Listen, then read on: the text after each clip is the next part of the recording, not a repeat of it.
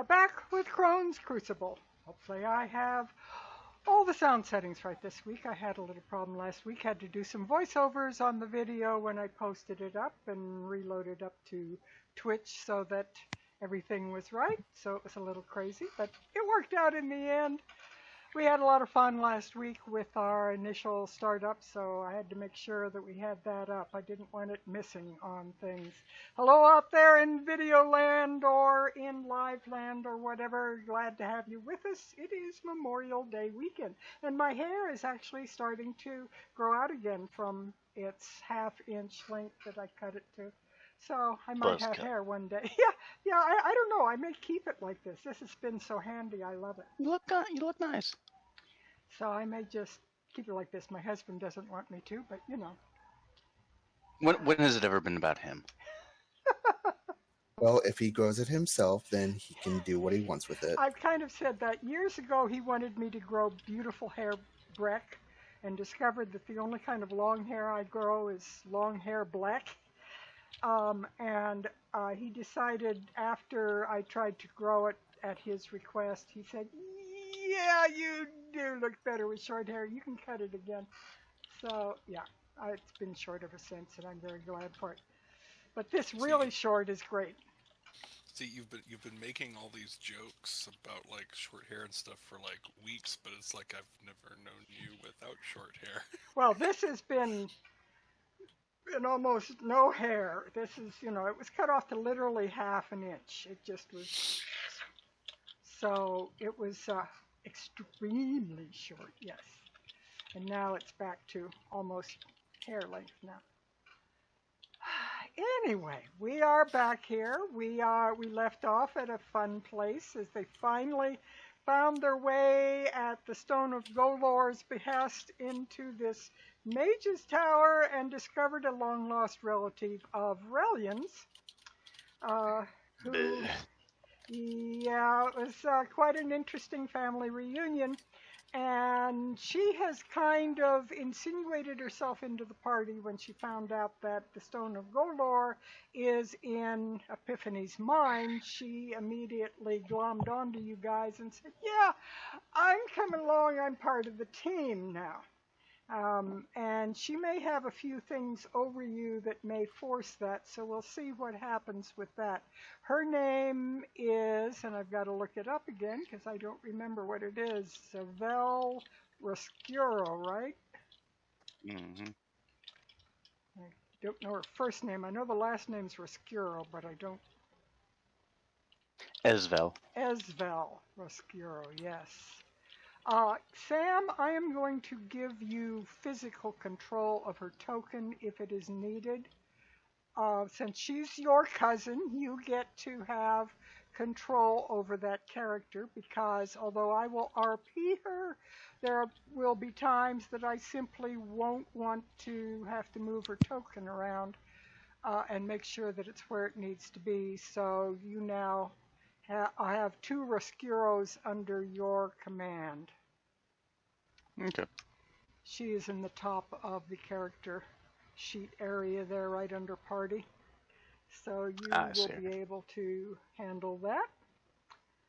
And we as we start up, it is about midnight. And at 12:01, you enter finally the Day of Wonders, which is an interesting day in the town of Waterdeep, where all the inventors, members of the Inspired Hands Temple, anybody who has any part in making anything clockwork-like, will come out for an enormous parade with floats and gizmos, mechanical things. All the floats have whirling gizmos on them and so forth. There are plenty of vendors strolling with candies shaped like gears and what have you in the street. It's quite a festival-laden day that you are entering into, and things are beginning to pick up about this time. It's the minute the clock strikes midnight, people rush out, put the final touches on their floats, try to get things organized where the floats are going to be pulled down the street by horses in this case. and everybody's running around putting last touches on everything that is going to be going on. So is there anything, you are currently in basically the Vault of Dragons, but you are in the entrance and you cannot get through. There was this big inscription on this door that said, "Present the keys and enter," and you cannot find any way to put a key in anything. You don't know how you're supposed to do this. It's just there, and everybody is standing there very puzzled at this door. So, as the clock strikes midnight, what are you doing? I still think that is there a purpose in continuing tonight, or can acquiring these keys wait until tomorrow?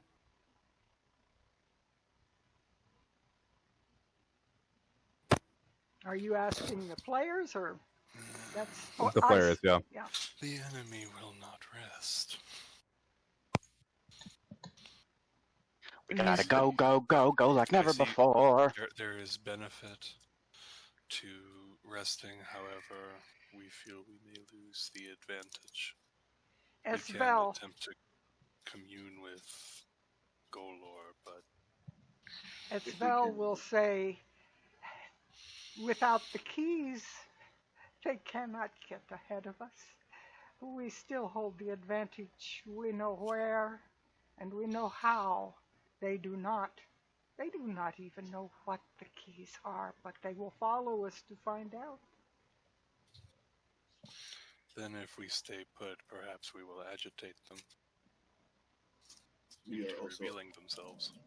we are also under the assumption that at least the Castellanters are aware of where they need to go. If this creature serves with them, whoever else holds the keys may not know where to go.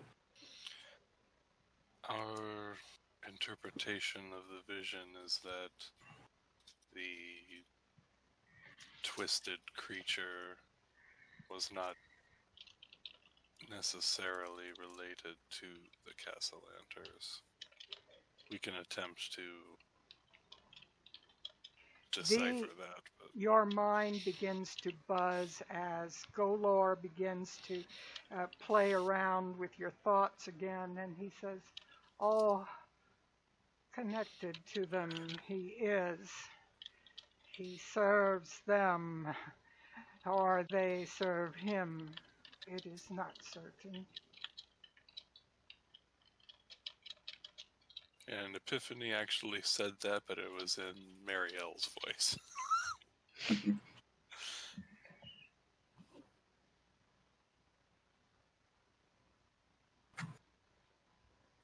Madam DM, I've actually got a question.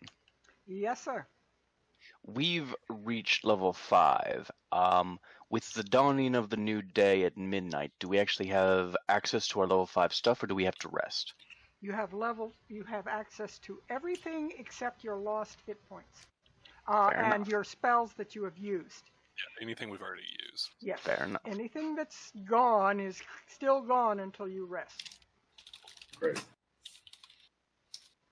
If we are at least able to retrieve one of these keys, then it would likely not matter if we rest or not. We would not be opposed to resting then, if we feel like it is not too harmful to our goal. I am quite Yeah. certain that we are the only ones who clearly know which keys they are, because it took my mind and yours to find the locations. Is this place defensible? Here? Oh, marginally. I suppose they would not attack with great forces. I would hope not. Goodness, I have enough expenses coming repairing it as it is. True. Alright, so we all retire for the evening, and then at the crack of dawn, we can go about and find the first of these keys. Sounds good to me. Mink, I heard that. Oh, the knuckle cracks? Mm. How'd you like that? Considering I have bad joints, I loved it. Yeah, old joints don't like the sound of it either. Yes. So where are you? Are you going to try to rest here, or are you going to go back to the troll No. skull? Back to the tavern. Well, here's the thing. If we go back to the troll skull, one, they saw us coming here. Two, they saw us going back. And we know that they know where the troll skull is. Perhaps it might be better to tear off our return at the same time. Let them think that we went off and did other things rather than a singular thing. We can't entirely be certain that they had eyes on us when we enter here, but we don't know for certain that they did. Our enemy is many, which means there are many eyes in many places. We don't even know where they might be. Why do we want to take the chance of potential enemies becoming potential friends? Keep them confused, keep them on their toes. We separate a little bit in safety in small numbers. We tear off our return to the singular location they know we're going to be at. Make them think we did other things than moving as one large group. I would advise against that. If you decide to separate, I would recommend that you appear to be part of the festivities that are beginning outside. They might think that you are unconcerned, I don't know. If you attend the festival parade and look as if you are part of the activities, they might think you know nothing. Jon Snow. As I said, tearing off the return might be a wise idea, but again, a mere suggestion on my behalf.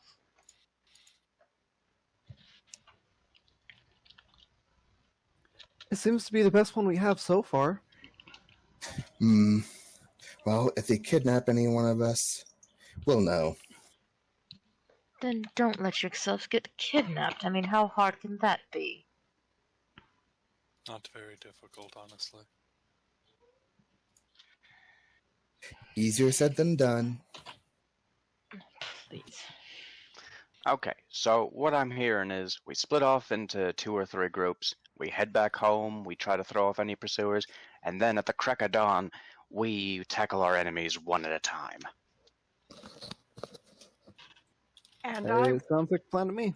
And I will reiterate as DM what the 3 visions or images that Epiphany saw from Golor in his mind when Espel touched his face and the connection was made. Why she was able to do it, you don't know yet. But when she touched your face and these images popped up, you saw a gorgeous manor, which she would definitely recognize if Epiphany doesn't. You saw a tomb, but it is a tomb that is accessed via stone steps and overlaid almost as if it was a prophecy or hint of what was going on, was like this image surrounding this tomb of fires. It didn't look like the tomb was in fire. It just looked like there was an image of heat and fire going on around it. And then this image of a ship in the harbor.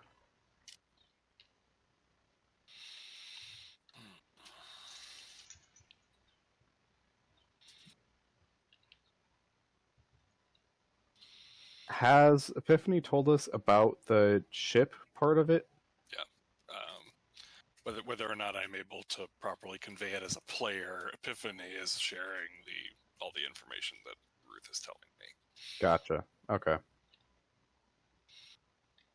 Would you be able to pick this ship out if you saw it with your own eyes?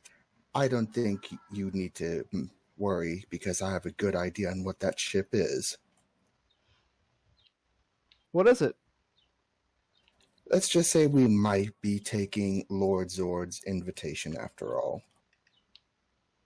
Can I sink his ship now? Okay, so let's move along. Where are you going to rest? We're going back to the Troll Skull. Okay, are you going back separately or are you going back together? Let's move it to what we're doing. I think we're separating into like two groups. We don't want to separate off into singles because that would be extremely bad. No, we're not pussyfooting. Let's just go. Yeah. We'll go like flamingos. There is also still that carriage waiting outside for you.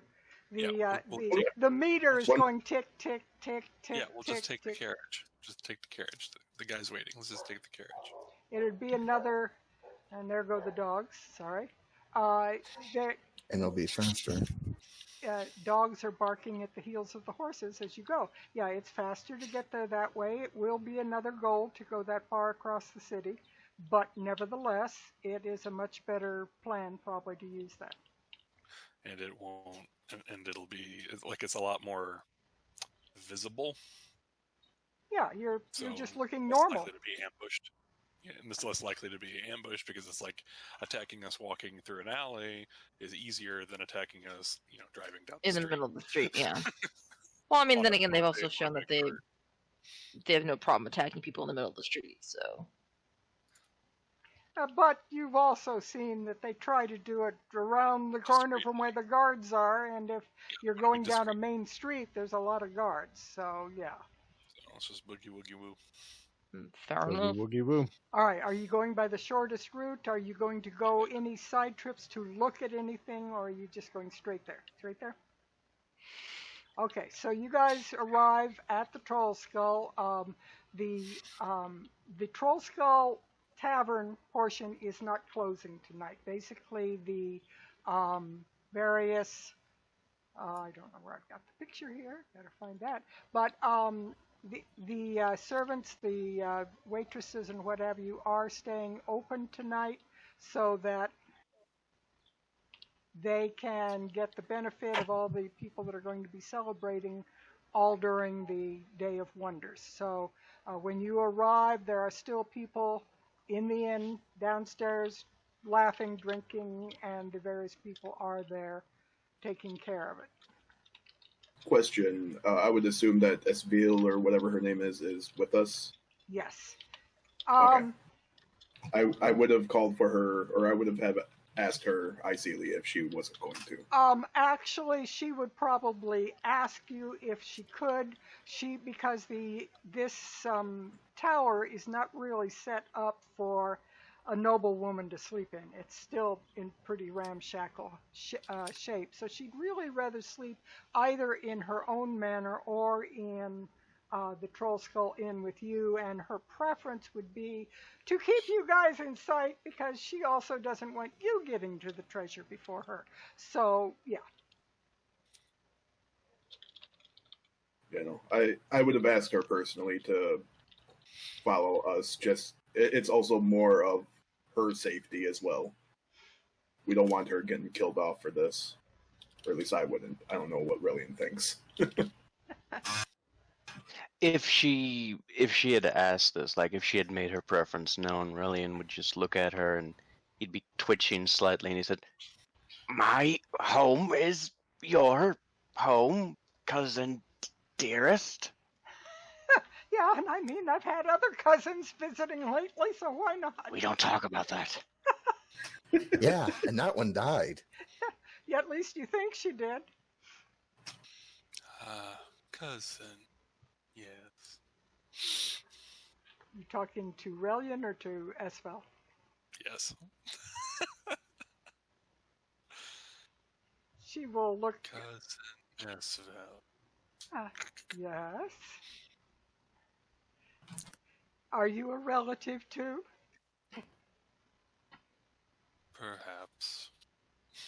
as adopted. Hello. She's just like joy.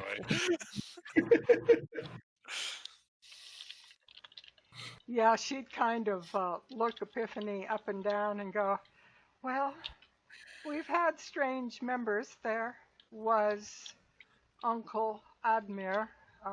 I don't know what happened to him. But welcome to the family, Epiphany. Relian would whisper in Epi's ear, Papa always said Admir got eaten by a giant weasel. All right, so I'm assuming you're heading directly for bed. You do not pass go. Everybody's going to find some place to sleep and hole up while the party continues downstairs. There are quite a few guards in the street outside the inn, by the way.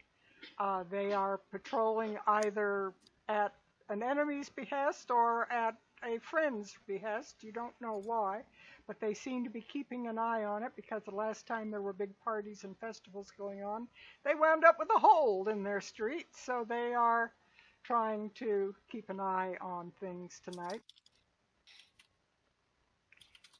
Oh. I'll take a little bit of time. Is the constable still out here? I keep forgetting his name, but the one that's been attended to us? Banders, yes.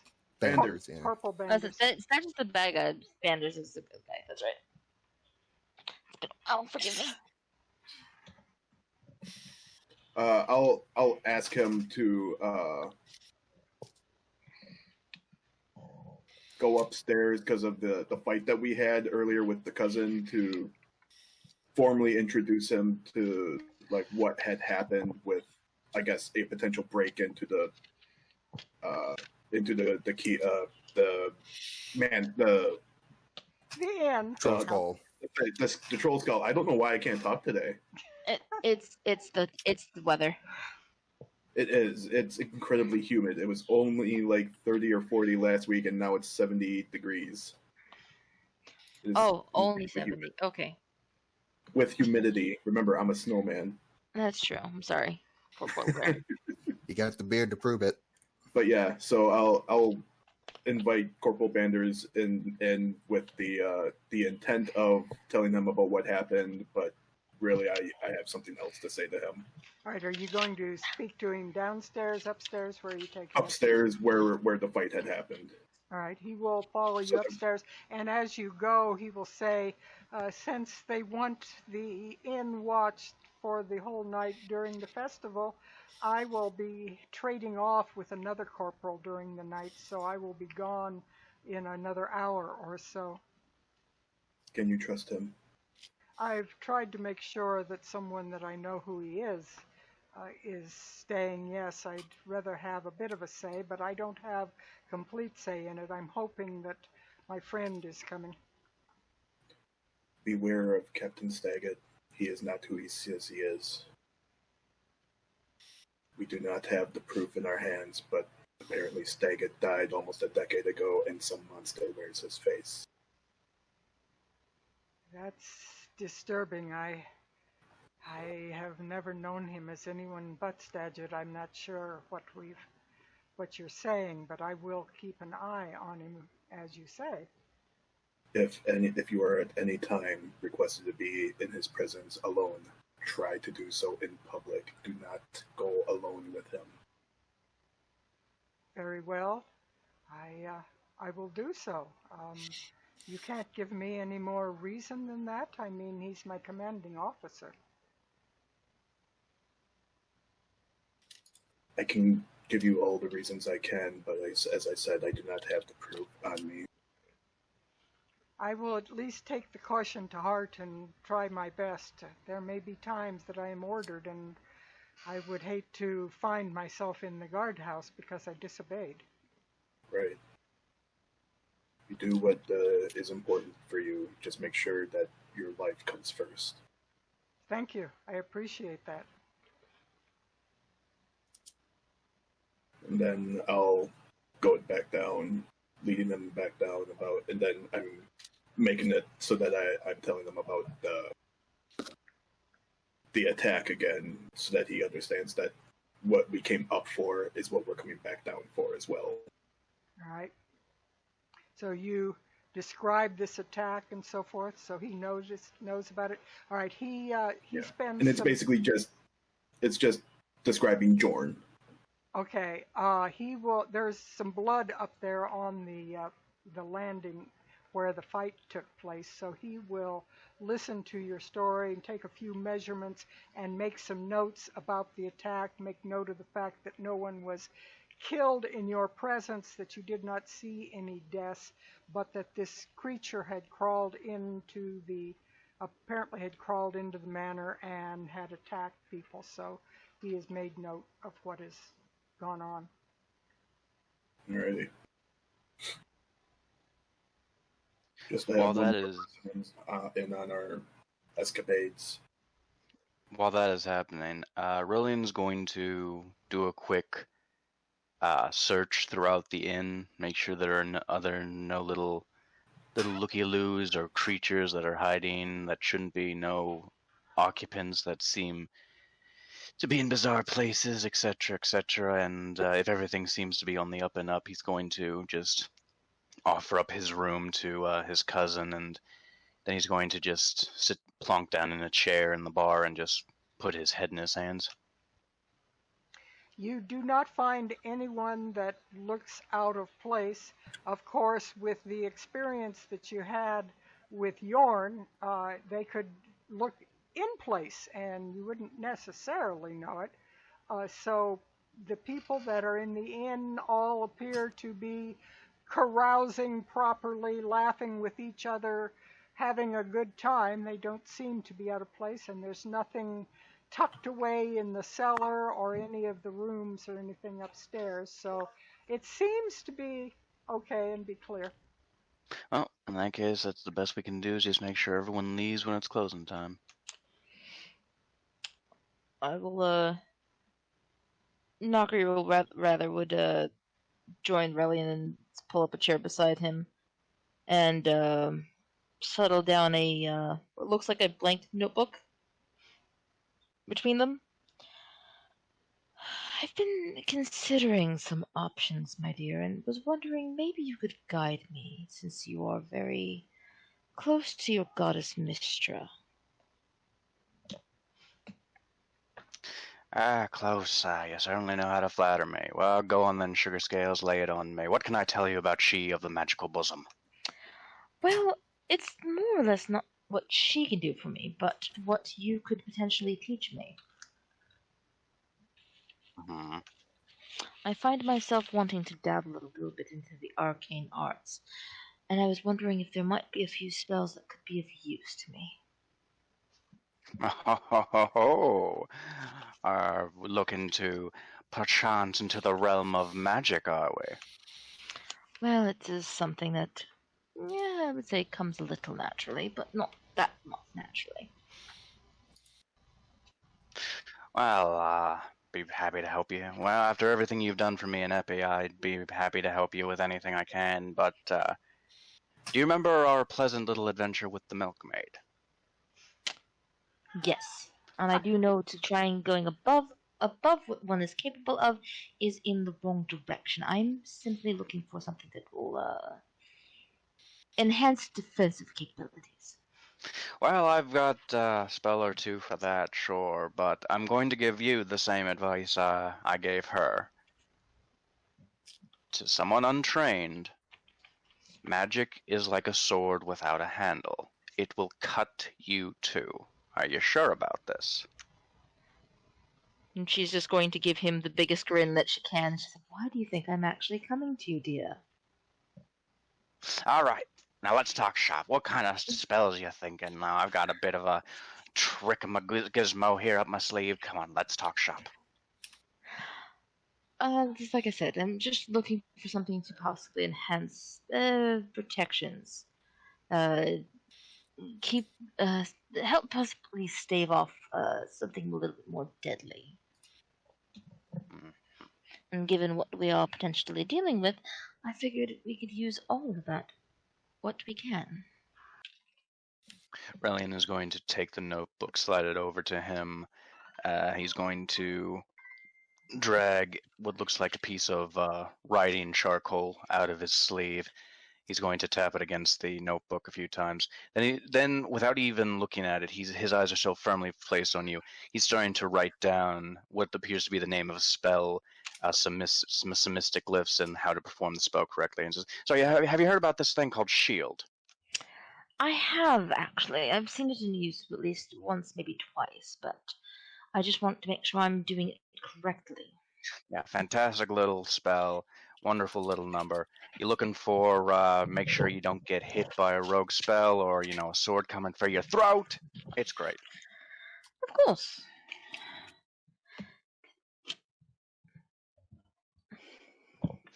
Yeah, he looks at the list. He's got about 3 spells down now. He slides all with its own little mystic symbol next to it, and as well as what appears to be basic instructions, and he slides it back to her. Here you go. Try these 3 out to start with, and take 3. Call me in the morning. Of course. I do know one that I'm fairly well practiced with, and she'll scan through the list and point out a lot, just for the sake of name spell usage, alarm. And she's like, I've been very well practiced in that one in the past. It doesn't hurt to actually have a little bit of extra security nowadays. No, is it? Hell no, but especially, all the things that might be trying to pay us a visit in the future. And let me give you a bit of free advice that I learned with living on the streets with Epi. Sometimes the best use for a spell is one it wasn't necessarily designed for. Be creative. Try everything, even if it doesn't work, because you'll learn something either way. Ooh, touche. I'll keep that in mind. Thank you. I'll peruse over these lists, and if I have any other questions, I'll just come and ask. Yeah, you do that. In the meantime, I'm going to kind of drink. I don't do it often, but I'm going to need a lot of mead for this evening because seeing another Oscura was not on my to-do list for the next few years. Darling, you're talking to someone who left an entire island nation just to get away from her members of the family because they're all such arrogant jerks. Trust me, I understand family business. It's just difficult sometimes. Well, you can face it one of 2 ways. You can either continue to run from it, or face it head on and charge into it like the raging bull you're meant to be. Well, eventually, I assume you guys get enough sleep, since it's, by the time you get back home, it's probably about 1 a.m., and the parade is at noon. You would have to get your full sleep. You'd have to sleep until at least 6 or 7 o'clock in the morning, minimum. And you would be back to full health, back to full spells. Esbel would come down and would greet Nakri whenever Nakri comes down. What time would Nakri return down? She'll probably rise at exactly the recommended amount of sleep that one would need to recharge oneself and feel refreshed. So, I would guess pretty much that on the dot. She'd go downstairs and just do menial things down in the bar area type deal. Relian would probably wake up fairly early too, since he makes breakfast for anyone. He'd probably get the bare minimum, since his sleep schedule is so unhealthy as it is. He'd be in the kitchen, and when he hears Nakri come down, he'd just shout out, "I'm making cheese toast!" Excellent, signing up for a plate. Epiphany doesn't come down for a while. There are a few patrons in the restaurant portion eating some breakfast. Most of those who were drinking have crawled out and are sleeping it off one way or another. There's a minimal bunch of waitresses on. They kind of split their shifts so that they could cover everything, but the restaurant is still open. It never closed all night. And Esvel will come over to Nakri when she comes in, and she'll go, "My Lady Nakri, may I have a word with you?" Of course. Upstairs or somewhere down here in a more private section? Well, away from too many ears. It doesn't have to be entirely away. Let's step back into the kitchen, shall we? Of course. She'll motion for her to follow and head on into the kitchen. Sorry for the intrusion, Relian. Just a little bit of a private conversation. Relian is perfectly welcome to stay. It will involve him as well. But I just wish to think about how we are going to approach this. From what Gorlor said, it appears that we are going to have to find our way into the Castellanter Manor, which doesn't entirely thrill me. They are well defended and certainly most on alert to anything which might be untoward. I don't expect them to take simple deceptions at face value. They are masters of deception themselves. I've attempted to get in a few times uninvited and found myself having to, well, tap dance, shall we say. So therefore, I am considering how we are going to approach this.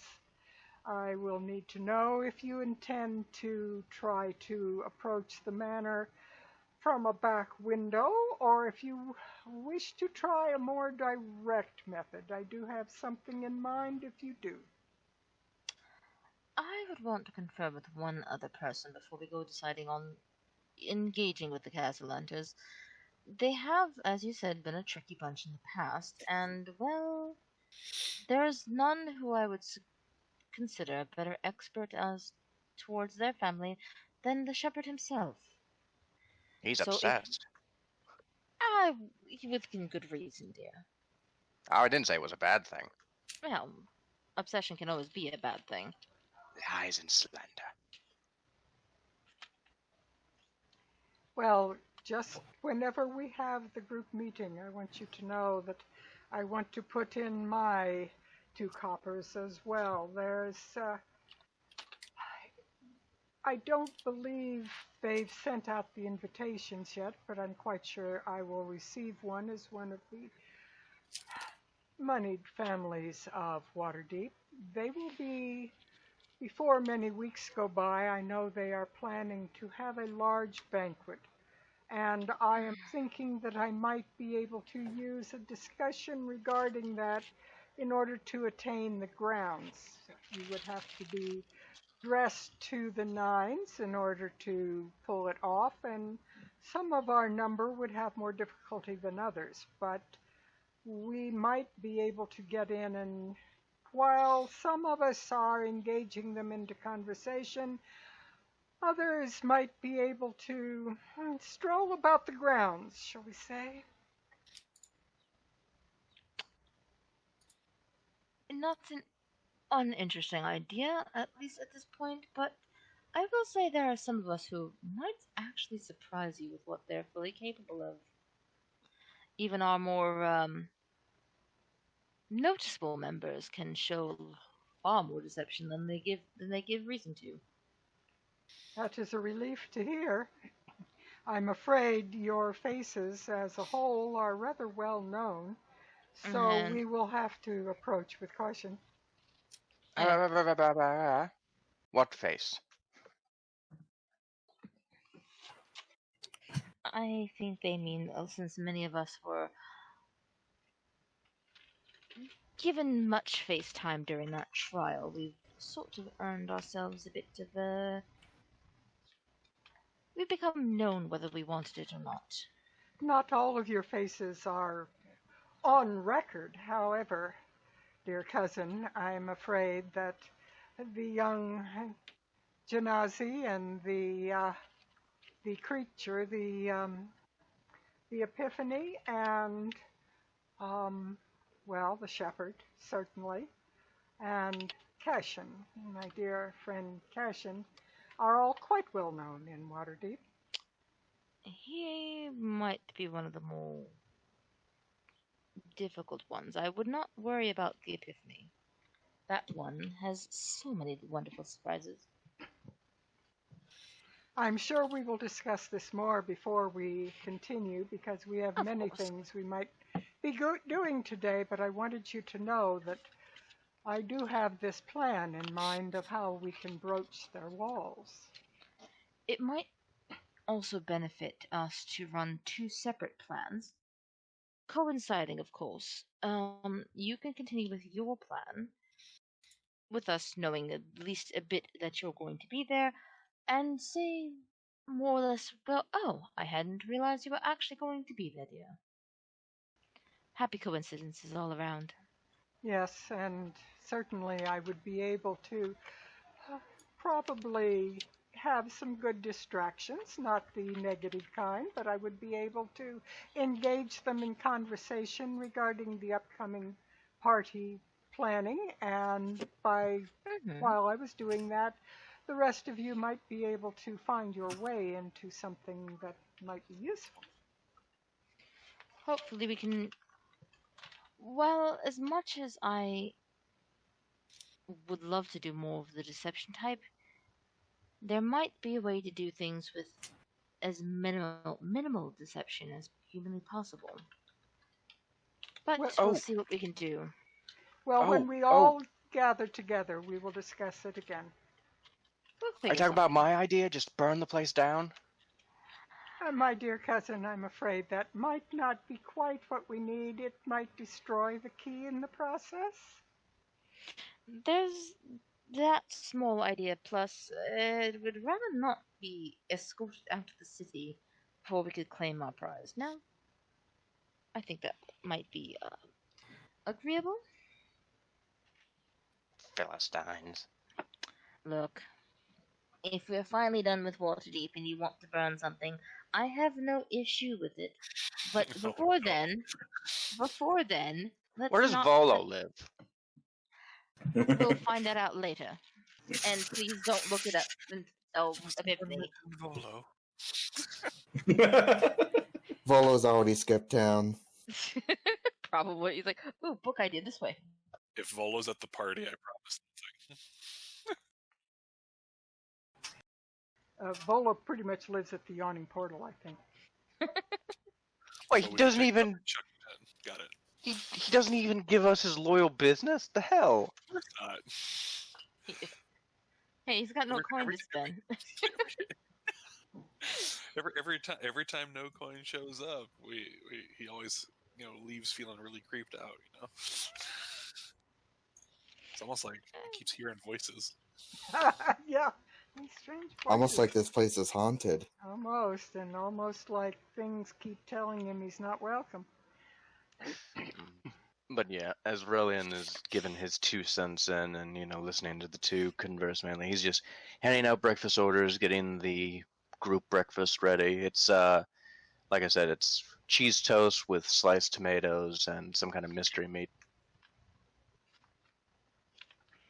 All right, so do the rest of you eventually come down so we can kind of get the gang together? Yes. Varys? Yep. Varys has gone to his dad's house briefly. He is going to buy some more collard chops and a hand auger and a hammer and chisel.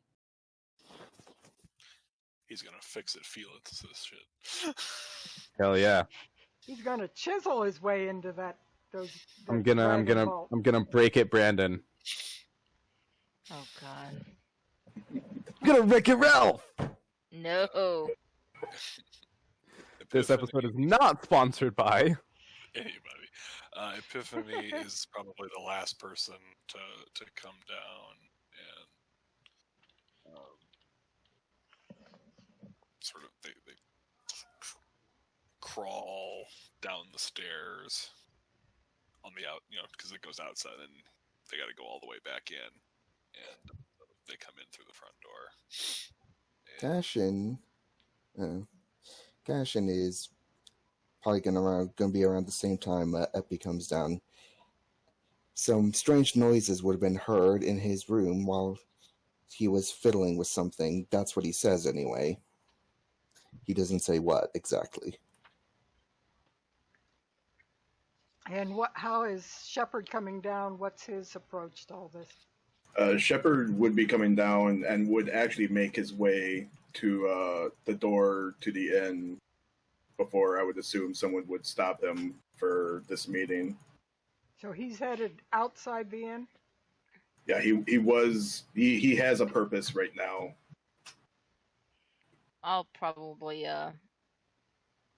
give him a Shepard, we have something we might want to talk about before you disappear. And that's when I close the door and just make my way over to Nakri. Will it take long? I do have some errands to take care of.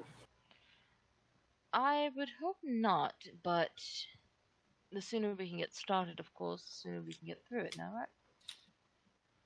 Very well.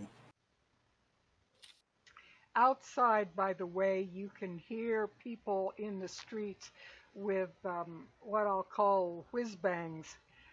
There's funny little things that they spin and make noises when they spin them.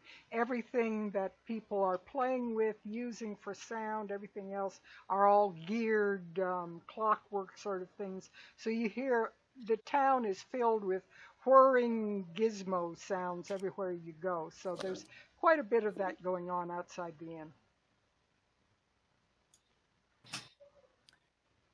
Varys walks back in with hammer in one hand and hand auger in the other hand and says, "I'm ready to go to the harbor." Oh dear. Oh. This might be more complicated than I thought. I don't think we're actually going to go fix anything. Varys, dear, come. You guys promised Varys a long time ago that you would consider letting him go sink a boat. Consider. We didn't actually say yes. I don't think I know. to go do that one fixed job just yet. We're missing certain materials. I need to have a sign that I hold up when things like this go on that say the DM is currently away considering all the things that can happen if he actually does that, knowing the plot. I have no clue what'll happen. I just want to sink a boat. I will be right back. We are decided that we are attempting the home discussion first before the port discussion. Yes. Gashin's just eating his toast with a mild drink. Epiphany will sit down and they'll eat everything except the mystery meat. So I'm assuming Cashin will eat, like, the norm for this type of environment was watered ale for the morning. So that wasn't uncommon. I'm assuming that you're drinking that. You get one mug. It's medicinal. You get one mug. Medicinal. I have a prescription. But it's also that if he's drinking normal watered ale, you wouldn't even blink at it because the vast majority of people do that. In an environment where water wasn't always the cleanest, pouring a little alcohol in it was a good idea. That's actually true. Like I've read, like mothers would actually allow their children to drink watered down ale from morning breakfast because, like you said, the water wasn't very clean back then. Yes, it was a method of sterilizing the water. Things really went downhill after the fall of Rome.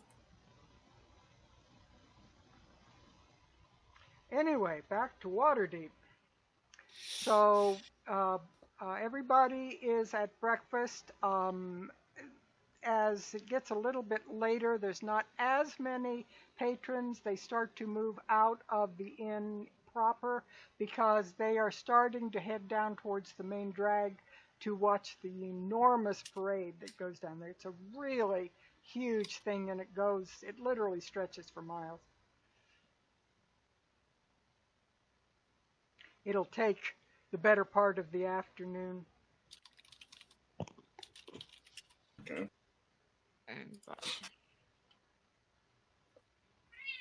So, what is this meeting about? Well, we're trying to discuss our best options into getting into the castle hunters. Some of us have some ideas, and others are more willing to work together with other ideas. I don't So think. it involves my morning errands then. Potentially. That's why I wanted to get a hold of you as soon as I saw you.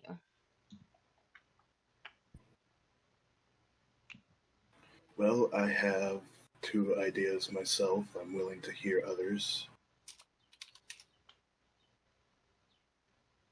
No, I'm at a complete loss. I'm not sure even how to approach going to going to a place like that. With the exception of maybe one. Well, since most of our faces are known, I would have just suggested sneaking in, but I don't know the layout, so that's. Considering our last escapade in sneaking in to a noble's house, I would advise against that. Granted, Agreed. we are very likely not to encounter a similar situation. However, whereas we were uncertain about the Growlhund alignment, I am indeed certain of the Castellanters. We do not want to go there in secrecy. We want to go and face them head on. We have a way to do that. I also have a few ways. Again, I am willing to listen to others. I'll just make mine apparent first. The way that we can beat the Castellanters is by playing them at their own game. And by that I mean their philanthropy. They have been known to give out to charitable causes if it would help them be more well-liked within the city. I would see about having you, Miss Nakri, and you, Miss Esville, Esvel? Esvel, possibly teaming up for a charitable cause, and that I would try to get the moneylender involved as well, Lord Mertagir. With 3 nobles, with one of them being a very prominent noble, they will be very likely to listen to us, as opposed to just shutting us out from the gate. Not a bad idea. They are always looking for ways to increase their standing, and even when they suspect that we have ulterior motives, who doesn't in Waterdeep, dear? I'm afraid that is the norm. They expect traps at every door, so they simply consider it the norm. Exactly. It's in the name. Deep waters. Lots of things hidden. So Yes. that would have been one of my plans. We can come up with a more elaborate version of it if this is a plan we wish to go down.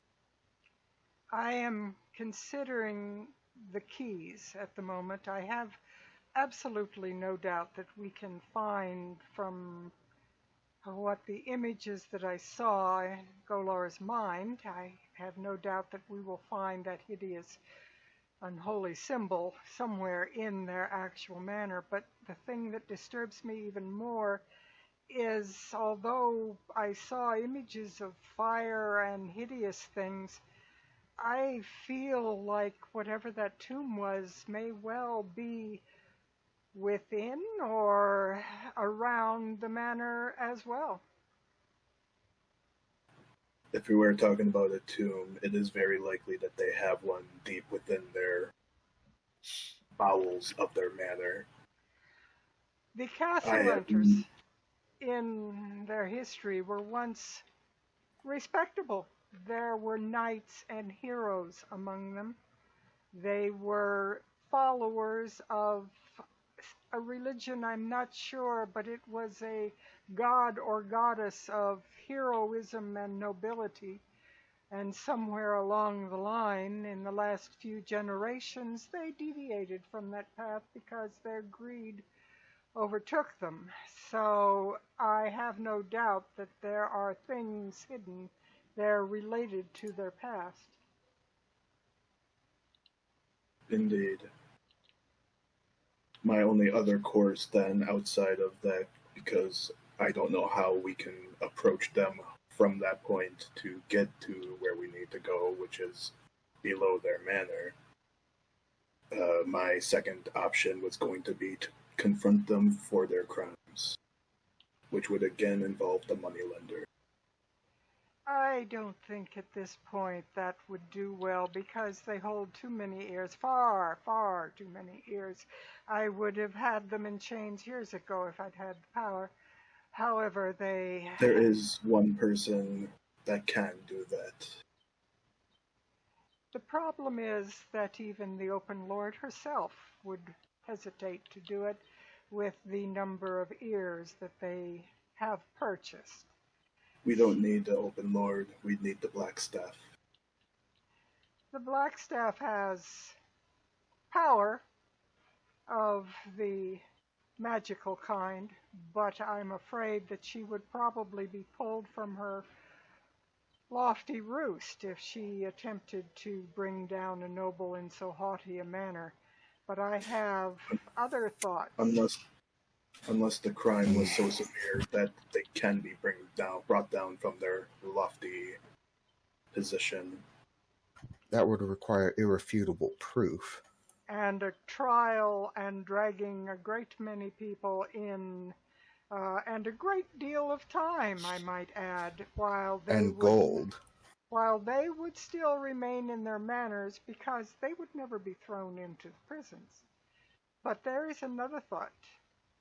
And she has, during this time, related this plan that she has about just going straight to their door and discussing these plans that they have.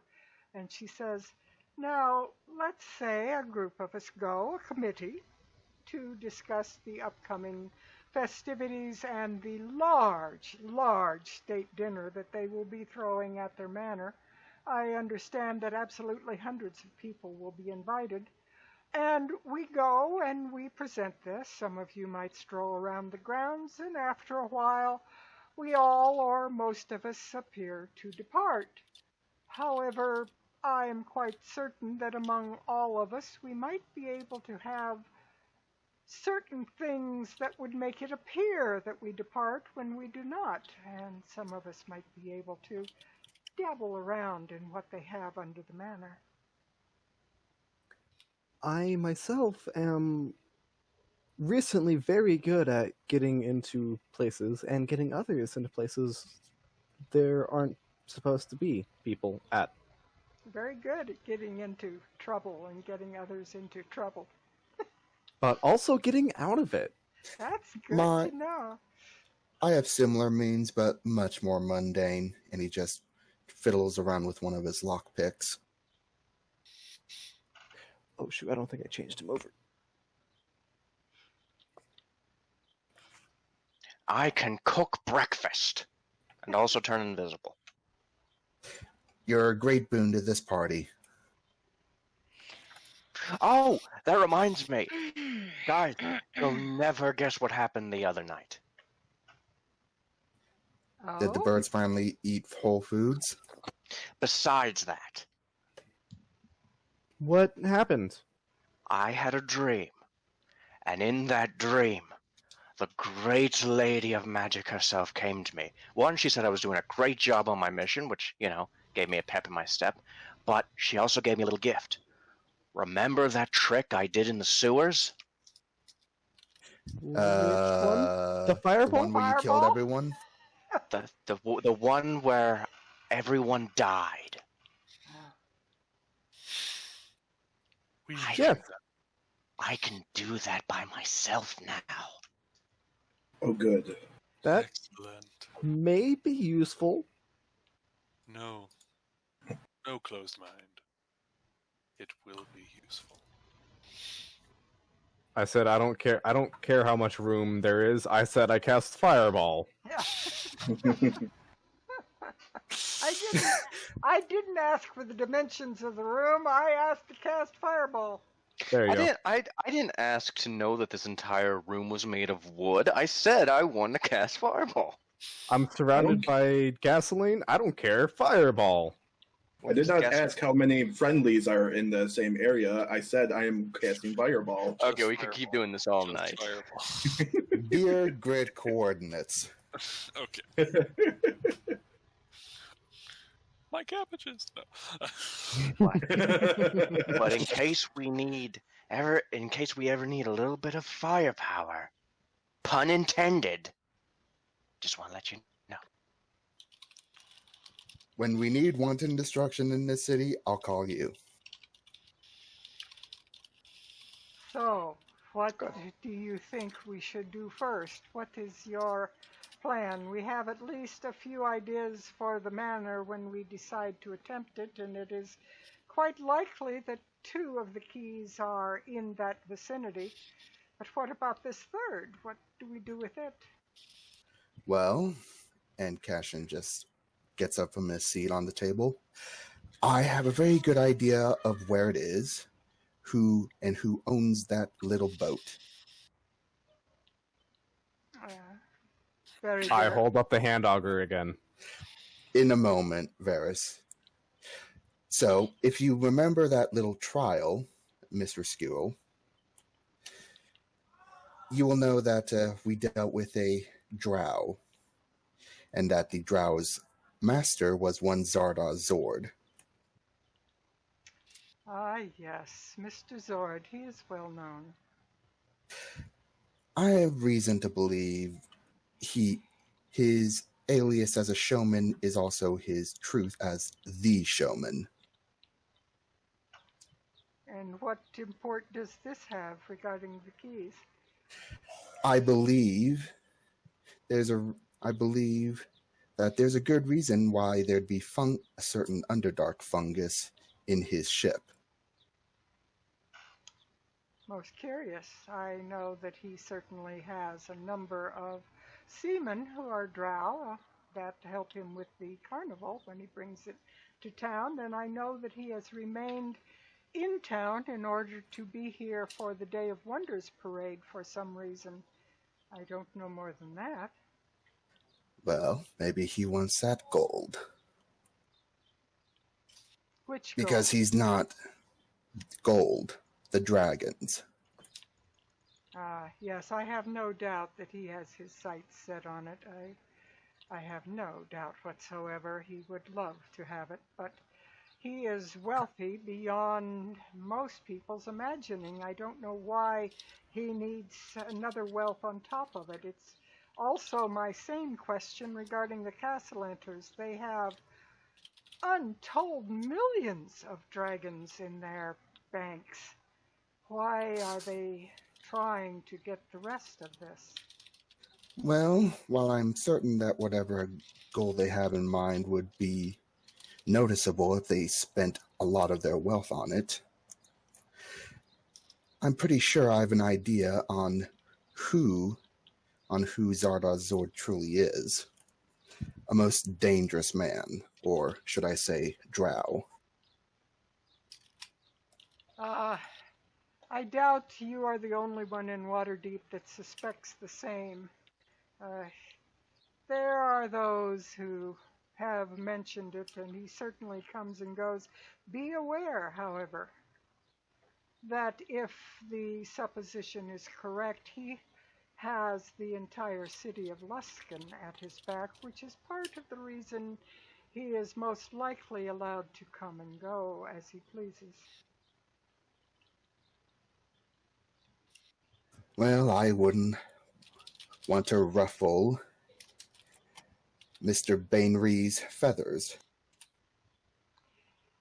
Well, from what Miss Nakri said earlier, do you, or one of you said, I believe it was her or Mr. Relian, I believe you have an invitation to his ship from what was mentioned. I said it. Ah. We might want to take advantage of it. It seems the most social approach of the group of things that we can do with the least amount of danger. Very much. And I would like to try and see why he tried to have me killed.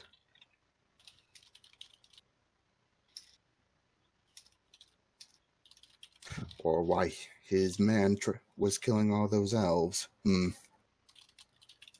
Anyway, I think that's...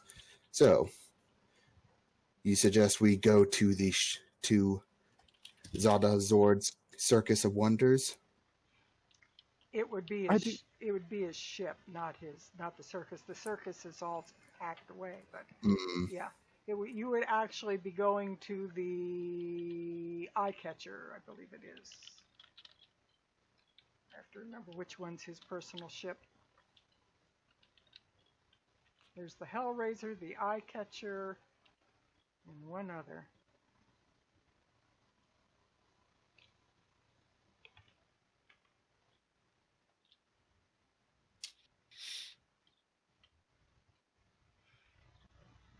So, what is our plan of attack? Which do we go after first? Well, like I was just saying, the quickest and easiest one we can get to first would be that fungus. I would actually agree.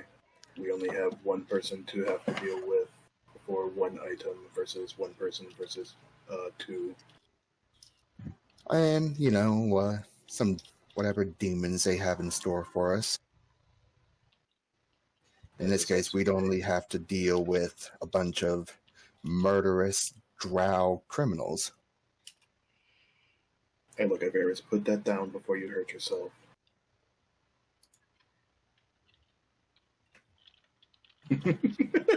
I don't have a hammer, okay? No, I understand the meaning of it. You grabbed your auger. And yes, it is the eye catcher that is his personal ship.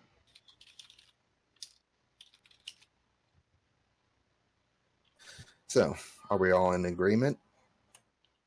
I'm sorry, I wasn't paying attention. What are we doing? We are going to we are going to take a boat ride. So we are doing the. So we wish to do the vessel first, probably because that is less complicated a structure. What's the key that's supposed to be there? A fungus. Fungus. What kind of fungus? Is it a reagent at all? Is it... Question. It is a Shepard. fungus. There's a fungus Shepard. among us. Shepard, does I don't know the spell personally. That might change in the future, but I don't know the spell. Does detect magic work on magical reagents? It'll work against anything that gives off any kind of magical aura. Whether I can actually detect a magical reagent is depending on the reagent giving off a magical aura to begin with. Just because a reagent is used for magical purposes does not make the reagent magical itself. Exactly, Fair enough. Yeah. But yes, the fungus is unique to the Underdark, which is why it made me think of Zarda Zord. Hopefully this isn't a tree. As I was about to say, hopefully this isn't a tree that we're barking up wrongly. I'd hate to actually go through this trouble only to find out that it's not there. In Epiphany's mind, Golor has awoken and is having breakfast of whatever he has created in front of him that he loves to play with. Cheeseburger. Whatever imaginings that he has. He'd probably eat an entire cherry pie or whatever for breakfast. whatever he feels like. So he's playing around in Epiphany's mind, and between bites, he just mumbles through a full mouth, yes, I believe that ship strikes the right chord with me. Epiphany sits there. Friend Relian, do we have any pie? What kind of pie are you talking about? We talking apple? We talking cherry? We talking blueberry? We talking boysenberry? We talking meat pie? We talking rat pie? We talking parrot pie? Cherry.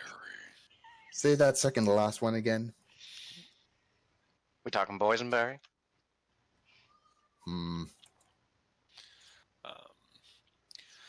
We believe that, yes, the ship assumption is likely the correct one. Are we doing this today, now? Are we doing this directly, or are we attempting to be subversive? You know, I don't want to be racist, but I'm just going to go ahead and do a racial comment. Normally, I would say we wait until nightfall to do some shady crap, but Drow can't see very well in the daylight, so just throwing that out there. This is not Indeed. racially offensive. This is merely stating a fact. Yes, and we can at least get on the ship directly. We do have an invitation after all. Then perhaps we should. One that I do recall I also spit back in their face at the trial. I don't think I should actually go. Brutal Smasher, we require you between us and the sharp things. You can go. One of us will be taking the lead. You can be the unwilling participant. It would be more believable that way. Or at least had a change of heart. Oh, please, there's no changing this. Considering what transpired during the trial, it would be better for her to be the unwilling participant. And Cashin is starting to recall it, so he just shrugs and says, "Fair enough."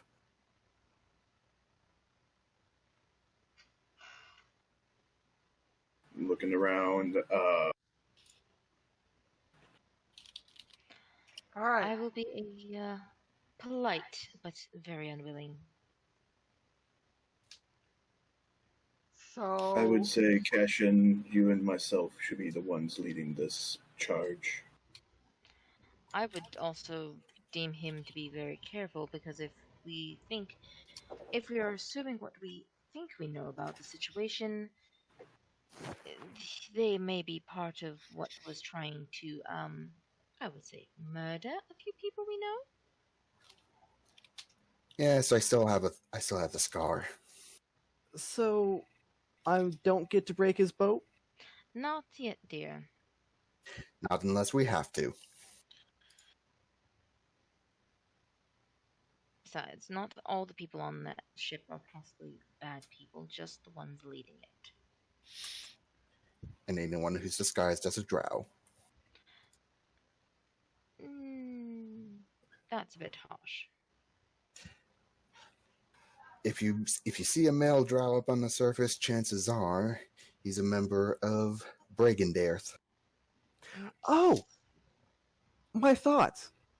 It is possible, if I know more about it, this fungus, would I be able to know with my Emerald Enclave knowledge if it is only grows in the Underdark because of conditions, or like if that's just where it naturally grows and it can be repotted somewhere else?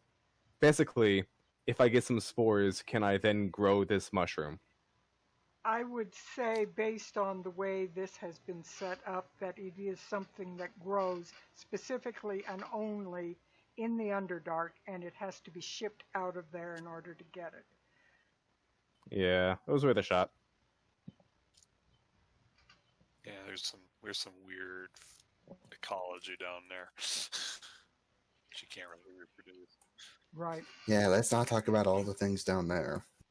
So, you are going to head out pretty quickly then to the ship, I take it? Mm-hmm.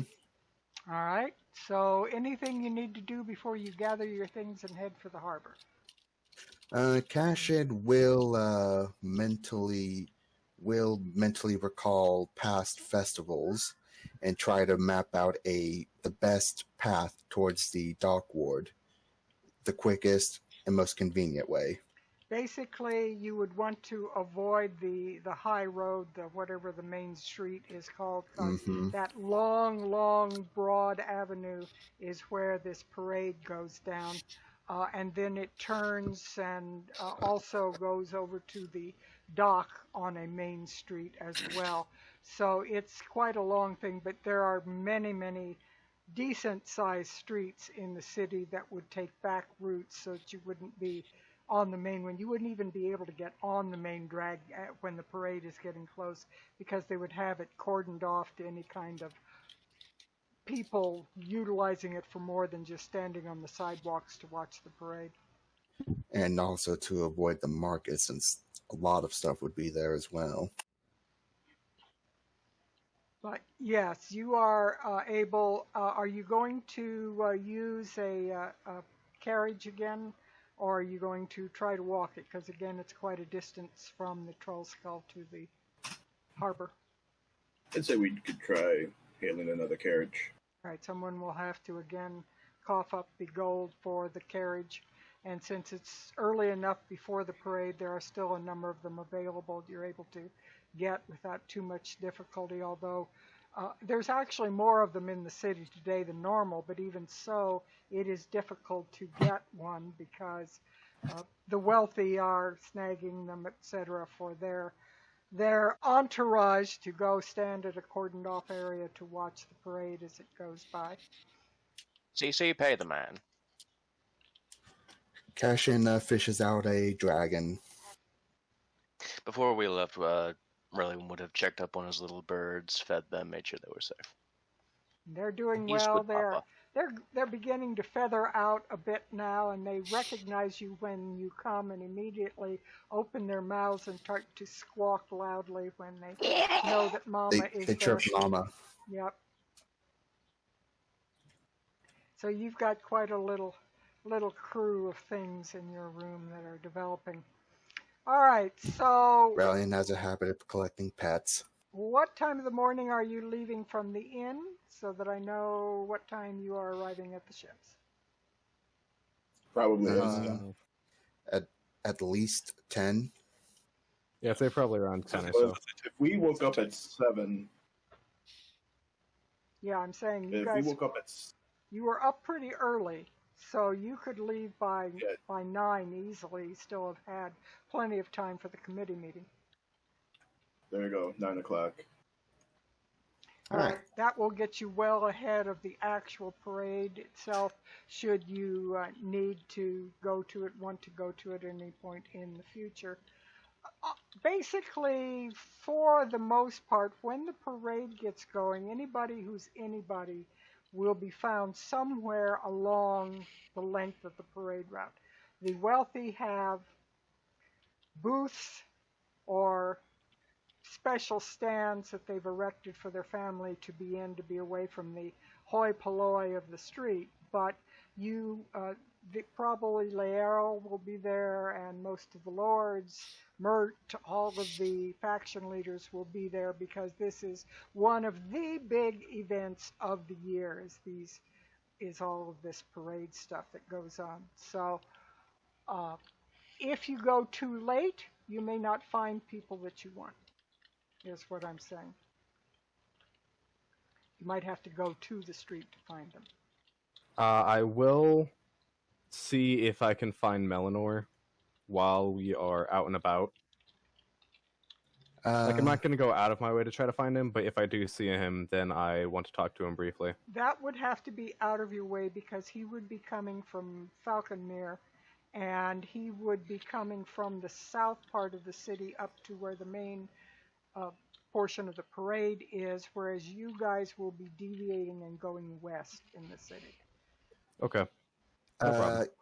If Cashin can, he will slip a letter to Lady Silverhand.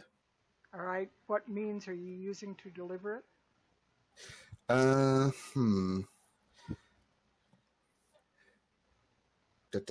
Trying to think. Is Lady Vajra nearby? Is near the troll skull? Well, anywhere. She would, at this point in the morning, she would still be at the Black Tower. Alright. A little out of the way, but he can save it for later. Alright. Her residence is the Black Tower, so she lives there. Wait, what? Her residence is in the Blackstaff's tower. Lady Silverhand? You said Lady Vajra. Oh, right. So that's who I'm referring to. Are you referring about the Lady Laero? Never mind. All right. Cashin will try and get to her later. All right. I will tell you now, if you are calm, you may find that more easy later on. So just hang on. So you guys head out. It takes you only about 15 minutes with a fast trot. The hacks are not moving slowly this morning. They're getting lots of money if they get people delivered, dropped off, and go get some other people. So they are really trotting along, and you see a lot of them moving up and down the streets. A few accidents here and there. Probably, yeah. They probably run over a few people once in a while. Sorry. Bless you, Bill. I don't know if that sneeze came across, but it was quite a sneeze. All right, so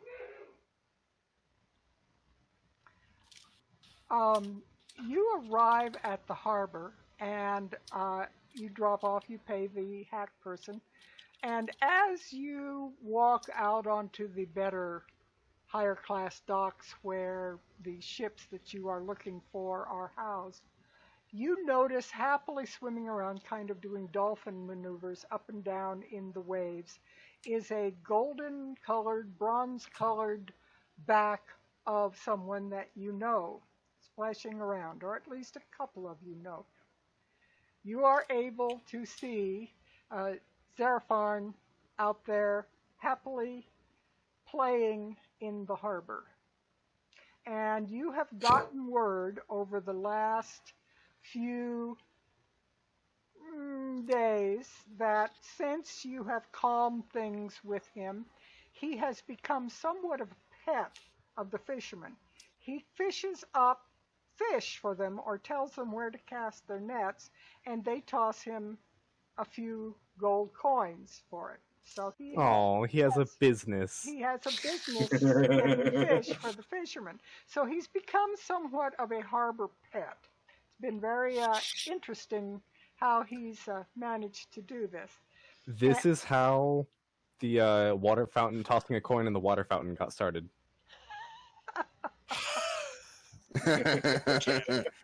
Nice. Relian is just standing on like the edge of the pier. He appears to be sipping like a drink he got from just a stall vendor, and he says, "I say, is that an adolescent dragon? Don't say that every day." Oh Yeah, God, Cash- that one, isn't it? Cashin nods. Yep. Me and Varys helped him with his little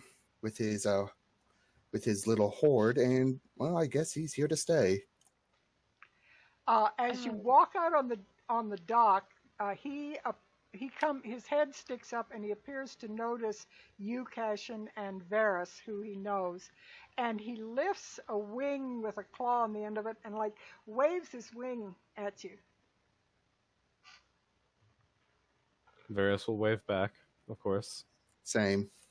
He does a leaping maneuver and comes right up to the dock where you're standing and lifts his head up and is looking right at you. His head is even with you, even though his whole body is down in the water. You are able to tell that in the few days you've not seen him, he's growing. He's getting big. He got big. Oh, what's his name again? Xerapharn. Oh, hello, Xerapharn. Your scales are looking particularly bright today. And he preens and shows off his glint in the sun as he does it. Let's see. He speaks. I hope he speaks common. I can't remember. He did speak common to us, I think. I believe he did. So let me look it up and make sure that he does, because I don't want to.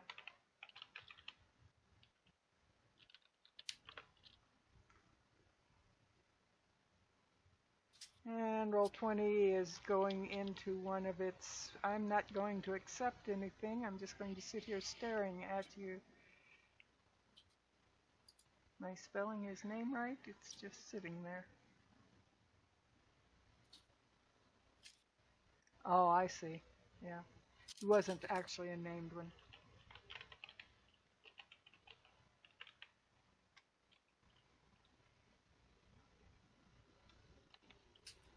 Can always just fetch it. No, I'm fine. I just had the wrong name that I typed in.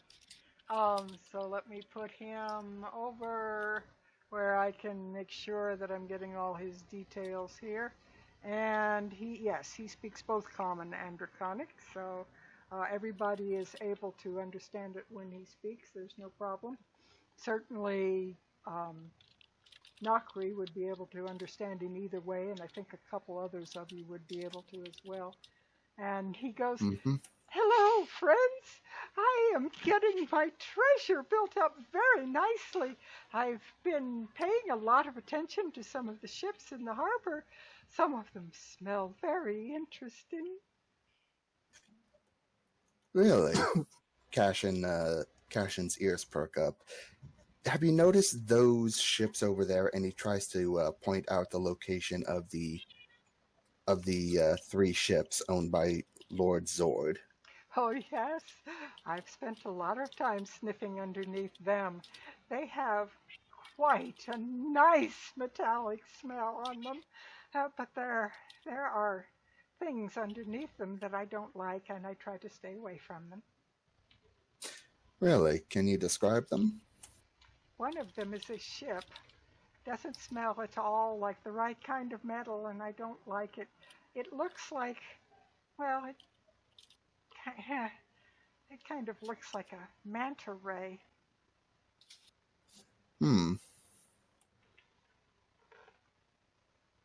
Did you say there's a ship underneath the water? Is that what you said, my draconic friend? A big head nods up and down in front of you. Wait. I'm tempted. As of actually underneath the water, under the other boat? Hey, Ruth. I know. We were talking about I know. abilities. I It know. didn't specify humanoid, did it? It has to be sentient, I think. Okay. Well, all right. Oh dear God. Are you going to What are try you and planning? mind meld with him? I don't. My mind to your mind. Mr. Spock has joined us.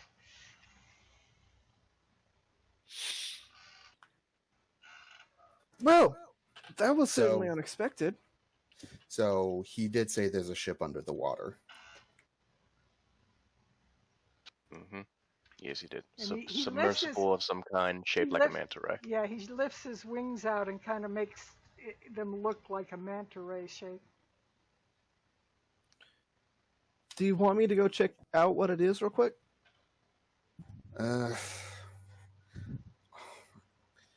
Probably not right now. We don't know if they have any eyes out there keeping people away from it.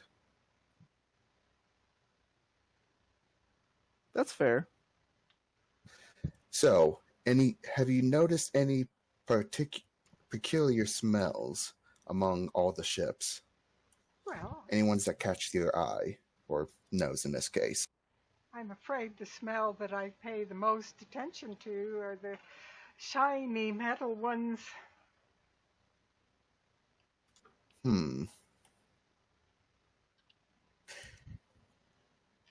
Nothing else in particular? Nothing that I can tell you that I've noticed. No, the rest of the smells are just smells that are unimportant. The shiny metal ones are the important ones. Did you notice any of the figures on the boat smelling like metal? Oh, yes, there's a metal person on the boat. There has been all along. Cashin nods. All right, then. Were you able to spy them at all? Have you seen them out and about, or have they been in the boat? The metal person? Yes. Oh, that metal person stays on board the ship all the time. I was going to ask what color he was. Well, if you don't have anything else to tell us, anything that comes to mind, we thank you for this information, Zillifarn.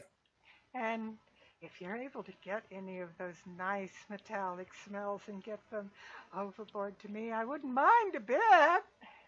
We'll just toss him the entire metal man. Rellian is going to reach into one of his...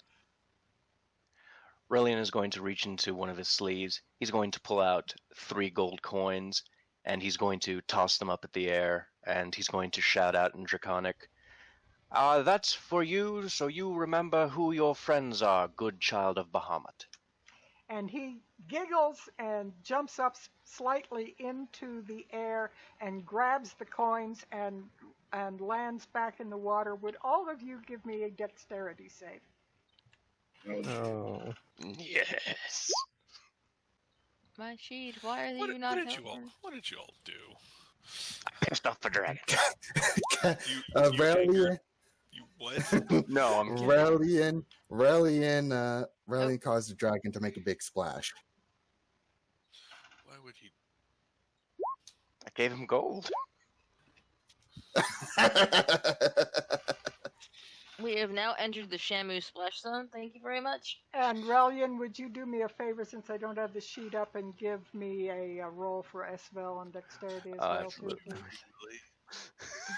I didn't know it was going to happen, but I'm glad it did. Oh dear. I knew it the moment she said the part about jumping out of the water.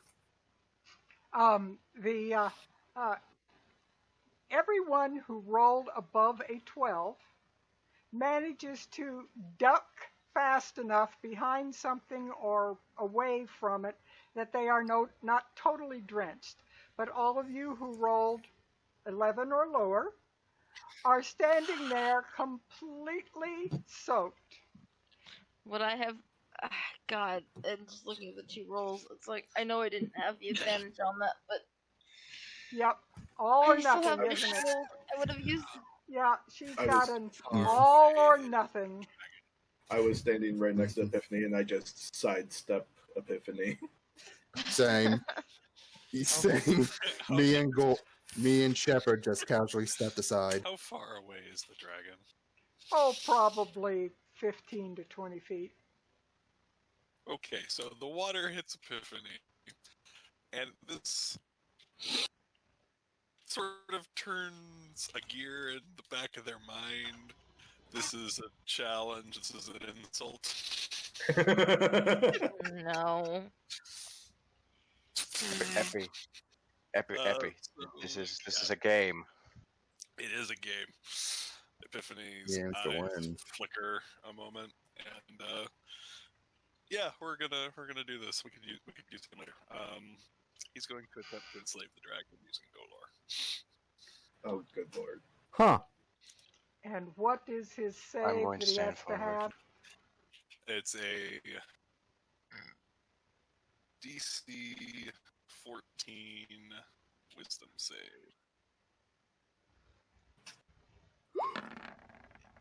Which he'll probably make. Oh my, he fails it. Oh my goodness. Oh boy. This is not good. Epi has a pet now. Your mind is now controlling. You jump in to the muddled thoughts of an ADHD adolescent bronze dragon. Oh no, mistake, Jermaine. The thoughts are going every which way. Most of them come right back. Where a human adolescent, their thoughts might come, guys' thoughts might come right back to girls, or girls' thoughts might come right back to guys after thinking of something else. In the dragon's case, all he can think about is gold, gold, and he will think, oh, Seahawk, gold, gold, gold, and that's the way his mind works. He spots something, he talks to somebody, comes back to gold. He does something else, he grabs a fish and eats it, he comes back to gold. And it's just this hodgepodge of things all coming back all the time to gold, gold, gold. Stay nearby, but don't splash me anymore. Oh, so sorry. I just wanted the gold. Gold. Do you have any more gold? Gold. We will Mine. Stay nearby, and we'll let you know where the gold ends up. And you can have any that results from what you do under our command. Okay. Sound good? Yes, it does. If I can get more gold for my hoard, yes. My hoard's getting very nice. Would you like to come visit it? Someday. All right. What should we do now? Just swim nearby and don't splash anyone anymore for now. All right. And it just takes its long neck and slides very noiselessly under the water very smoothly when it wants to. Time out. Appa, how do you keep enslaving / fusing with these incredibly powerful entities? It's Oppo. He comes up with the most harebrained ideas and they magically work. Mm-hmm. Because the Disney princess stuff occurs on a Saturday game with my wife, and it occurs on the Sunday game with me. And he happened, as I started researching what goes on, depending on how you use the Stone of Golor, you either are merely attuned to it and you get special effects from the stone, or you actually mind meld with it, which he did, and other things happen. So you now have you have command of a young dragon. It's gonna be great. Hey, just think of it this way. How long does this last? And are there any until- negative side effects to this? Until until the stone is on a different plane of existence, or it succeeds on a save being more than a mile away from the stone. When the creature is more than a mile away, it can periodically do a save to see if it can, I think that's once a day, it can periodically try to release itself from it, but it will stay so until... if things go sideways on the ship... There's going to be This a is big possibly- run. What just happened? If things go sideways on the ship, we have a friend. We have a magical luck dragon. Relian is now showering Epiphany with prestidigitations to dry him out, and as he's doing this, he's looking at Varys and saying, this is why you don't piss off my little brother, pretty much. Now, of course, you guys don't know what has transpired between the minds. Okay, I thought we heard him talking. You just saw Epiphany stare at the dragon. They locked eyes for a moment, and then the dragon just... I'm gonna keep what I said then. He just stared down a dragon. Varys will use Shape Water to collect all the water off of himself and put it back into the harbor.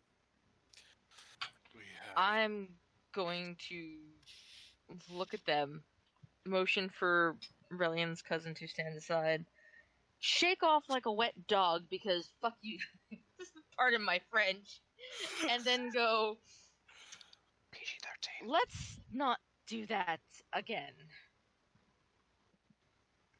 Do not What, worry, let's not... it will not occur again. What? Do what? Not gain the friendship of a dragon? Get Oh, we already had that. us drenched.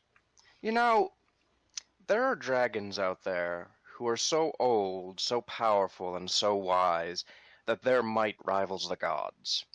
I don't think that one's going to be one of them. Give it time. It's still young. And maturity in dragons takes a long time, yes. They are pretty ADHD for about the first 100 years of their life. Good thing this is one of the good ones. Okay, so it swims. You can see ripples in the water, and occasionally a few of its back spines peer under the water, and it swims over to nearby the ships that you are interested in. The ships are moored to the docks, and there are gangplanks lowered to the docks that people are going up and down, doing business, carrying boxes or handling things for ship business. You are able to identify all three of the ships. Their names are painted on the sides of the ship. And all three of the ships, by the way, bear on the flat portion in the aft of the ship, behind the aft castle, there is a large shield of the city of Luskan painted on these ships. Luskan. Would Epiphany be able, from the vision, be able to recognize which ship it was, or you would know the three names. They are painted on the side of the ship, and with only a little repositioning, you would very quickly identify all names. There's the Hellraiser, the Eye Catcher, and the Showstopper? No, that's something else. But I never can remember the name of these three ships. They are Eye Catcher, Heartbreaker, and Hellraiser. And the one that is known to be his personal ship is the Eye Catcher. Well, which of them does catch Epiphany's eye? Exactly.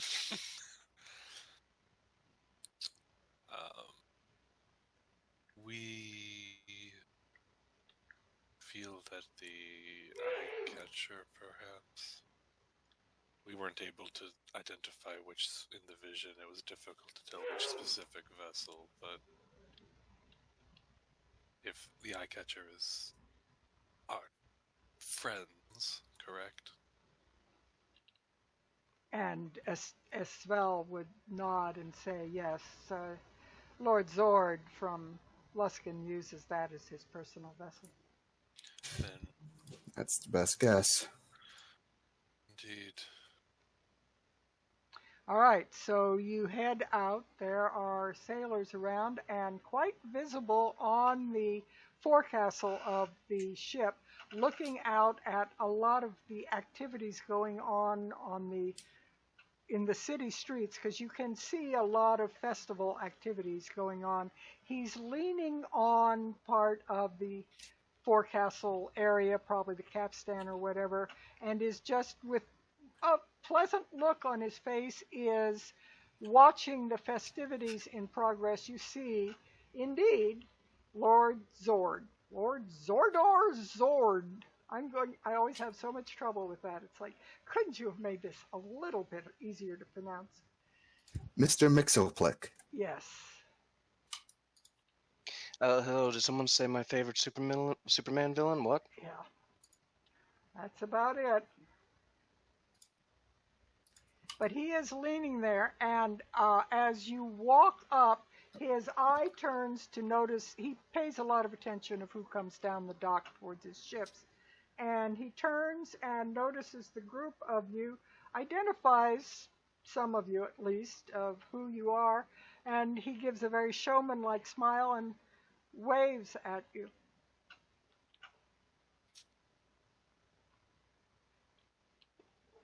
We wave back. Ferris waves back. I don't know who this guy. I have no beef with this guy. He will move. He will come down the stairs, half ladder, half stairs, from the forecastle area and down to the railing near the gangplank, and will lean on the railing and call across, "Ah, Lady Nakri, I see you have deigned to accept my invitation." Only at the behest of others. I would rather not, but I would rather not leave my company unattended. You We're are like welcome. children. You are welcome aboard my ship. I have no qualms with you whatsoever. Would you like to come into my office and have some wine? I'll pass for now. I'm not one to do much day drinking. Very well. Be welcome, my friends. Be welcome. The show is yours, and she'll motion to the rest of them. Remember, I'm here under duress. Oh no. Varys starts walking up the plank. Yeah, he doesn't have any reason not to. And Tiffany as falls- Vel does as well. As Vel just sweeps her dress away and starts up the gangplank with no hesitation. Epiphany looks at. Is it Zord or Vord? Zord. Zardor Zord. Power Rangers. He looks at, Epiphany looks at Zord, tilts their head, thinks a moment, and then goes up the gangplank. Cashin and Shepard are at the forefront. He takes off what is a relatively large brimmed hat, but I will make note of you people who are jumping ahead on your thoughts regarding this, that it is very clearly not a purple hat. He takes off a very large brimmed hat and makes a very deep bow as you come on board. I just got red boxed on roll 20, so hopefully that won't be a problem. We're theater of the minding. Uh-oh.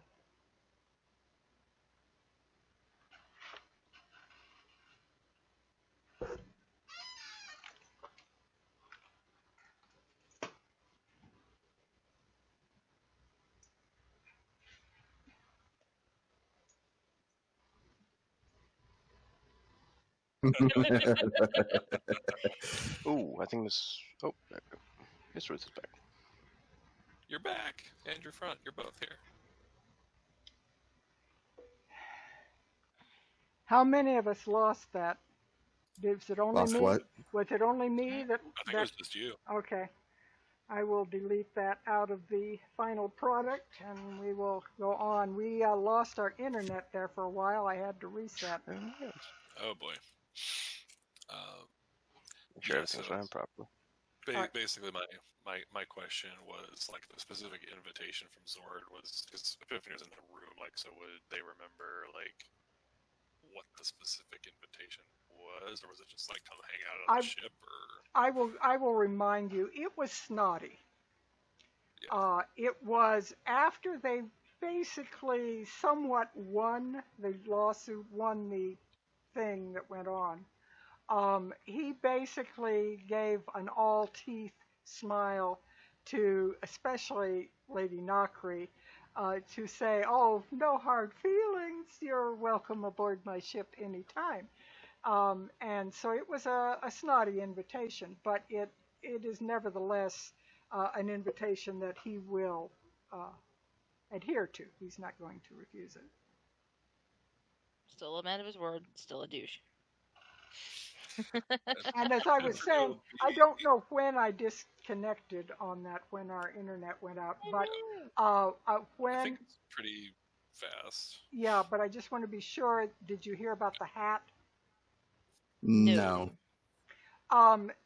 He does this sweeping bow with a very broad-brimmed hat, but I wanted to be very specific for those of you kind of reading ahead on this story. It is not purple. It is a large-brimmed hat, but it is specifically not purple. It is kind of like a big Panama hat that he is wearing.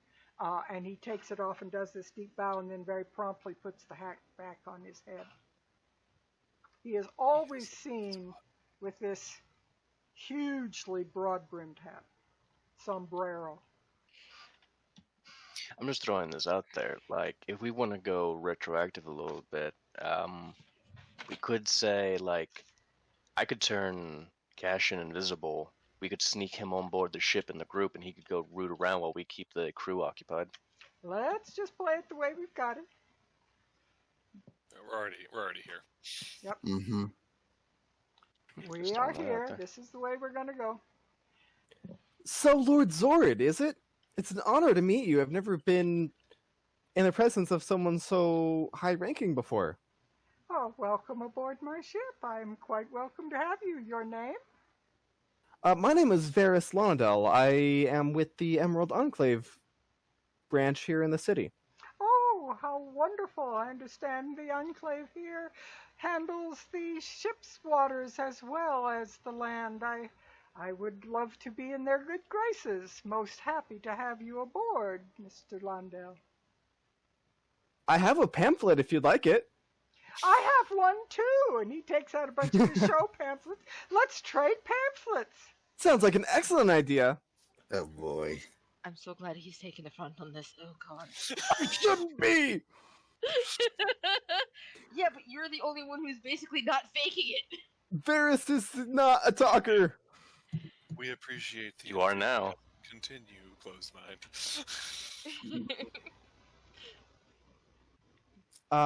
Where was I?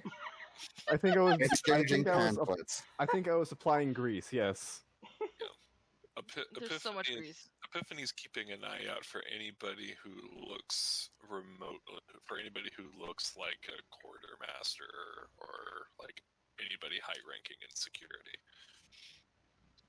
I heard. Go ahead. I think I would also try to keep an eye out for the gentleman that I had caught out when they were taking down the tent. The one that I found was a drow in disguise. I just want to see if he's trying to use the same disguise.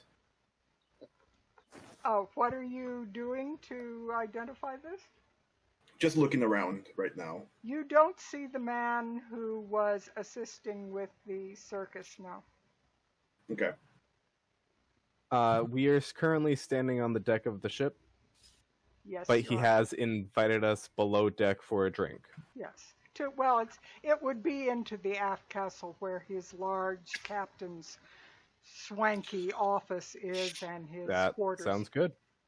I would absolutely love that drink if you mind. I also happen to bring something of my own, and I'll reach into my back and pull out one of the very few finished bottles of raspberry mead. Somehow or other, we always come back to strawberries or raspberries. Yep. Do you have any cranberry muffins? I do not, unfortunately. What the heck, man? Ah! I should have him make good berry muffins. No, we're continuing on. We'll talk about this later. This, by the way, for everybody who's sitting there going, what? This refers to the Saturday game where there is this druid character that makes cranberry muffins. Aggressively. You will have cranberry muffins. It's not just cranberry muffins, it's aggressive. You will have cranberry muffins. Yep. He's so mean about it. It's like when you go to Awilla's house and she asks if you've eaten yet. When you go to that aunt who goes, oh dear, you must have some more to eat. Exactly. Anyway, so Varys will accept the invitation for a drink for all of them. Will you all accompany me, or should we bring it out here and have a table set up out here? We can go below deck if that's what you want. I would love to see your office. I've heard it's a wonderful thing. Esvel looks at him, and would you give me a Insight? No, personality, persuasion, whatever charisma roll that I need. She's trying to bamfuzzle him as much as he's trying to bamfuzzle all of you. So give me a persuasion, I guess, for her. For her, not for Varys. For her, yes. Okay. For Esvel. I need Esvel to roll it because she's going to be smiling. So Cousin Relian will have to roll for her charisma roll, and she might have pluses on persuasion. I don't know. Let me see. Don't know. I'll just roll the persuasion now. Yeah. It's weird because you've got this set up like an NPC. Yeah, you just click on charisma. Unless it lists below that category, it lists a thing that says persuasion plus something, in which case you would click on the word persuasion and you'd get the roll. But just click on the charisma and it will roll it. Oh, she's out befuzzled by him, unfortunately. But she does her best to smile and look like a lady. Ah, Lord Zord, I've heard so much about you. I've only twice in my life attended your circuses. It's quite interesting to be on board your ship. He, meanwhile, is throwing out the charm and being all the lady killer stuff that he is rumored to be, and he immediately holds out his arm for her to take hold of, and she lays her hand on his arm, and he escorts her into the aft castle facilities, quarters that he has. And when you go inside, they are quite swanky. He has a large mahogany desk with all kinds of carving, very expensive imported sort of thing that's been crafted beautifully. He has a large four-poster bed in there. This place is just reeking with wealth and drapes and fine carpets, imported everything. So it is clear that yes, it's just pure swanky inside this office. Is Nakri going to give up and go in, or is she going to remain out on the deck? She'll go in just to make sure the rest of them don't get screwed over somehow. Like, she doesn't trust this guy as far as she can throw him, but she will not partake in a drink. As he steps inside, he calls to some of the sailors on board, "Would you bring some extra chairs, please?" And they rush off, and in a few minutes they come in, each of them carrying a couple of chairs to add to those he has in the facility already. He himself settles into a winged chair that's very plush, red brocade sort of thing, and settles into this chair, and he pours wine into the glasses, takes one of them out of the group of glasses that he's poured into, and leans back in the chair, crosses his legs, and lifts his hand and begins to sip at the wine.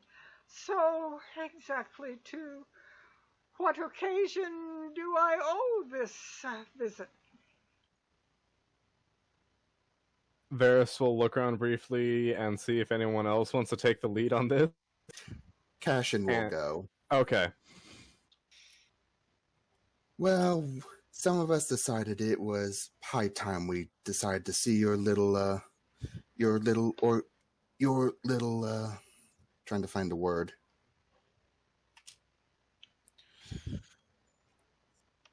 We had heard your vessel was impressive, and we wished to see it with our own eyes, and you had given us an invitation, and it would have been too impolite to actually deny it. I'm glad you did. It is somewhat impressive, yes. It's my home away from home. Can I look around in this place to see if there is the said mushroom that we're looking for? You notice numerous jars of various things around in shelves, but what is in those jars at this time you don't know. It is quite possible that one of them holds it, but you can't identify specifically on it. Okay, thank you. Epiphany goes to try the wine.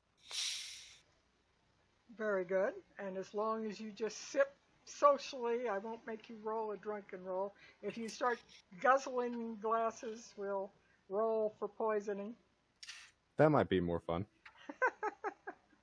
Varys will be sipping. He will also set the bottle of the raspberry mead on the desk.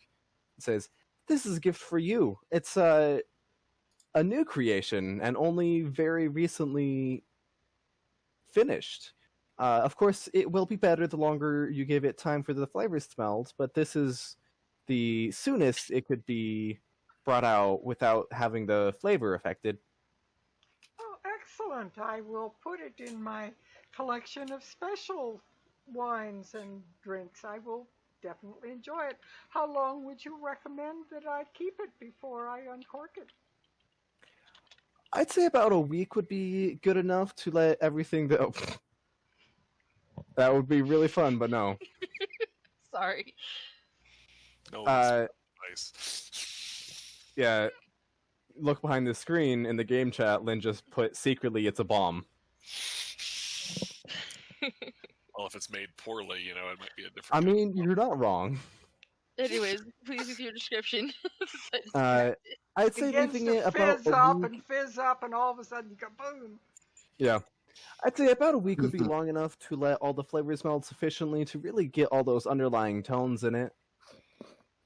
And then Varys will much more obviously look up and look around the office and say, "Oh, wow! This is a lot of stuff you got here." I collect many things from many places. I import things that fascinate me. What is your favorite? Oh, my favorite, I suppose, are things that are the hardest to get, the things that others wish the most. I have things shipped in from other countries, even from the Underdark, I might add. Do you have any plants? Oh, yes.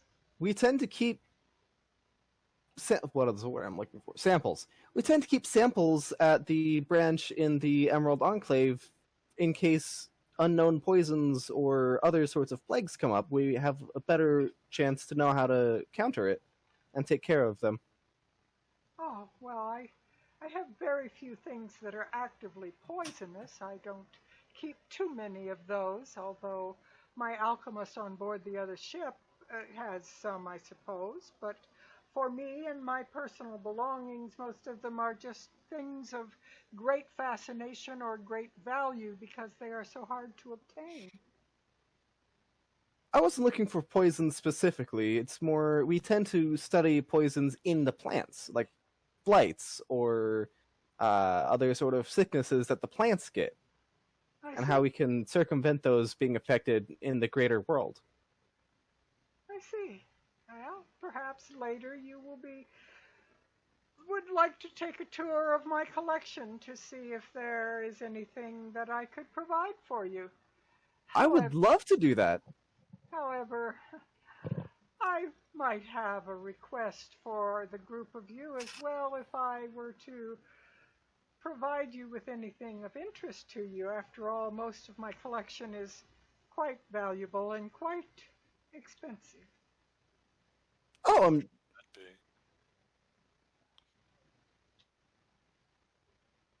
Repeat that, Apo? And what would that be? I have a letter I would like delivered in my behalf from a friend of mine.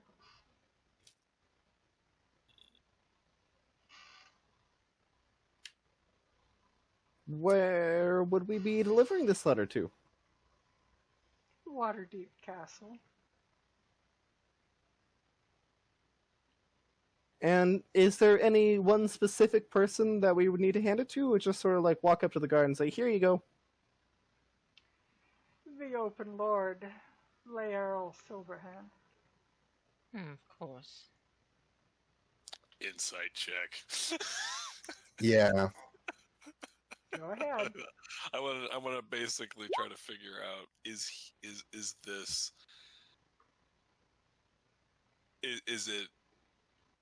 is he hiding a detail? Like, is it literally just you're being the mail person, or is there like some sinister bent to it? Yeah, it's pretty much same here. Trying to get his angle. Epiphany's got his mind being blown by an adolescent dragon who's going, gold, gold, gold, gold, gold.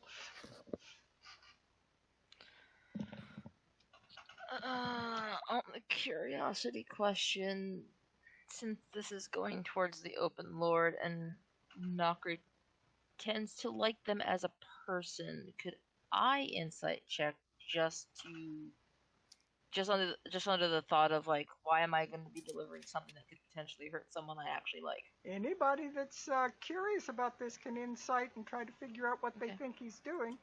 I did. Yep, I would. Nope. Once all of My them rolls is not that good. I'm just waiting to see what. Oh my. Yeah. All right. So Nokri He was part of my.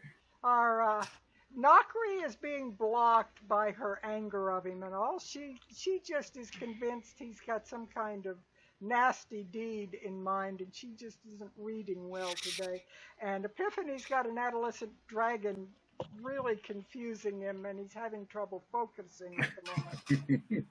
The rest of you are a bit puzzled because it looks like he genuinely wants a letter delivered, and he's sleazy as all get out, so there is probably some ulterior motive behind it, but he appears to genuinely be offering that he will give you something if you will give him something. And giving him something is delivering his letter to the open lord. Yes. Yep. Epiphany looks at the rest of the group to kind of gauge, like, well, what do you think? Delivering your letter wouldn't be too hard, and if I can find some materials that would be useful for the Emerald Enclave, then I'd be more than happy to deliver a letter for you. Excellent. Then you may peruse my stores of my various plants and see if there's one that strikes your fancy. You mentioned about getting something from the Underdark. We don't have many substances from there. No, they're quite rare. I have one, and he rises slowly, sets the wine on the desk, and goes over to a purple vial. And you can see in the vial there is a strangely twisted and configured mushroom-looking sort of thing, or fungus. It doesn't have a stem exactly, but it looks of a kind of a mushroom nature, spongy-looking thing, has kind of holes in it, and it itself is of a rather brilliant violet color. This one is quite unusual. What does it do? What is it? It has a fine perfume. It's used in the rarest of perfumes and is most difficult to obtain. It can only be obtained in certain times of the year and only during certain festivals in the Underdark. I might say that it's almost impossible to obtain without special connections. Which I have no doubt that you have plenty of. It does sound very intriguing. What else might you have that could be useful for the Emerald Enclave in case we end up not going with the fungus? Oh, he shows you several other vials that have odd plants floating in liquids that have odd properties or things that he will describe to you in various ways that they have. And Varys will pretend to be interested in all of these other substances. Most of them have to do with perfumes and rare perfumes. You begin to realize there's a theme in this. Well, if he taps his chin, if this Underdark fungus is really as valuable and rare as you say, I don't think we could ever really get another chance to have another sample. Probably Would you be willing not. to part with it in exchange for delivering your letter? He reaches into his inner coat pocket and pulls out the letter and holds it up to you. Oh, most certainly. Well, then I think we have a deal, and I will look around to the rest of everyone else. I'm just looking around and looking around at the other samples. I will reach out to take. This is your dear darling. If this is what you wish to do, I'll assist you in getting into the doors. Cashin just shrugs. Whatever he wants to do. It would be better to make friends than enemies, yes. Always. Would you agree? Generally speaking, friends are nice. I like friends. I like you guys, for the most part. You always do. Indeed, we made a friend earlier today. And Lady Esvel is just like gushing over him and just, buttering him up. But she didn't do a really good role, so he's mostly just smiling and patting her hand. But he realizes he's nobling circles around her. Yes, exactly. Yep. So, she just gushes over the fact that he's so generous and willing to do this and everything. He pats her hand and says, "Yes. Well, let me also give you a piece of wisdom as you journey forth, my friends. It is, as you say, always better to make friends than enemies, which is what the letter is about. And be aware that I have purposes in mind that would aid the city of Waterdeep, not harm it, should you wish to ever accept it. I am not all they paint me to be in some circles. May I Cashin, why? Cashin is really trying to decipher any hidden meaning behind his words. The insight basically says he is very sure of himself, very much thinking that he's got points he's racking up somewhere, somehow. Well, that sounds absolutely lovely. We are a bit curious, though. You value rarity and expense. It seems unlikely that a plant of this rarity would be equal to a errand. It depends. Think of it as an investment. Yes, precisely. My dear friend Cashin has it exactly. This letter is an investment on the future, and one might say it is worth the life of, a million dragons or so. Cashin really puts on a poker face, but inside he's really furrowing his brow. And you are continuing to stay in the city? Until probably a 10-day, yes, and then I must return to Luskin, sadly. Matters that I have been here for are coming to a head, and I hope that I will be here to see the end of it. However, Luskin calls. Epiphany will mentally connect with our new friend.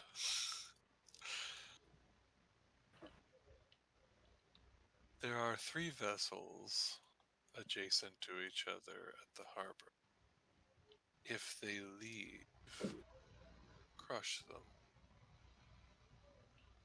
Do I get the gold? Do I get the gold? Gold. If they leave, and I have not told you to leave them alone, and they leave before I tell you it's all right, then you crush them, and there's only one item I want. Everything else can be yours. Okay, as long as I get the gold. Just call. Yes. Deeper breaths. Burble, burble,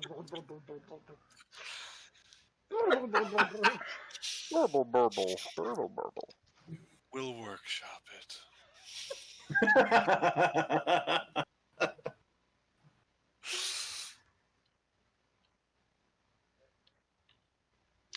All right, so I guess we're going to Waterdeep Castle. Castle Now, Waterdeep. is this actually the thing we need? This is a OOC question. Have we seen the mushroom? It's a fungus It's from in the the jar. Underdark. It is a fungus, very, according to his words, very, very unique and rare and extremely hard to get and kind of one of a kind. Does it match what Epi saw in his mind's eye, though? But the question is, have we seen it? Epi, the feeling of it is right. Golor does not have a visual, but the descriptions and the feelings and the readings that you are getting in your mind from Golor are like, this feels right. Okay, Epiphany will over the minute of conversation after the, after that kind of ping each person, being like, okay, we're good. This is probably it. Quick, bounce! Okay. Well, thanks So- for the wine. Bye. Grabs the bottle. So Epi needs to stay by the harbor. He needs to stay within a mile, I need to or stay within a otherwise. mile of it. Yeah. So who's going and who's staying with Epi? Well, Cashin will deliver the letter. Now, The- eventually this will become a problem for Epi, of course, because sooner or later he's got to go back to the Troll Skull, but How large is? the dragon must join me. We shall go on adventures and let me find put gold. you on the city map so you can get a feel for what you're looking at here. Yeah. It's got to It doesn't have a scale. I would assume it's no larger than a mile. the Considering city. that everywhere. Yeah. Okay, 1 second.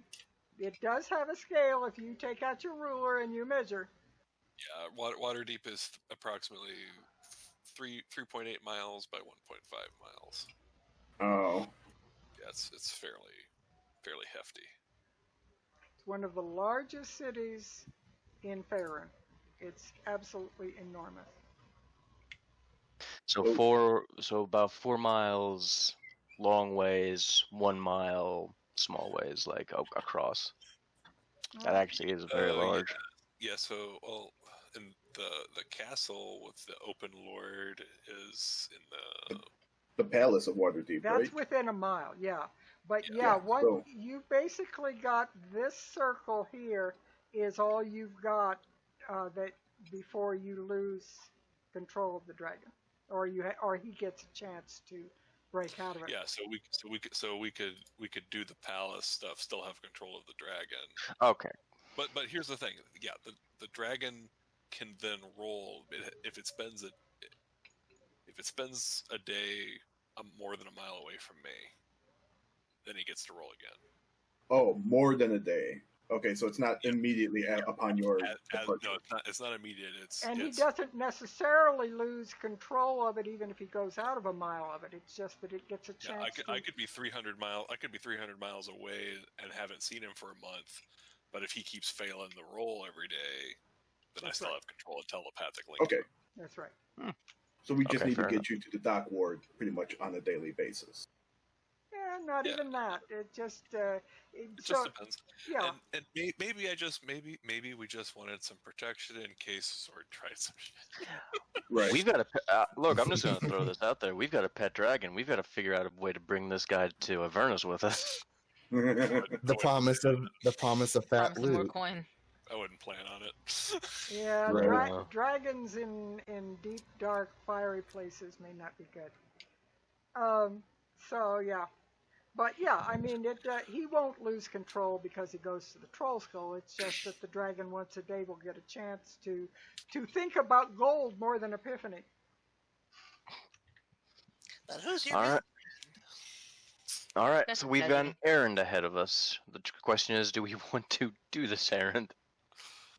I would say yes, but I'd say we would yeah. just be there because Because we need to make We just have to be careful.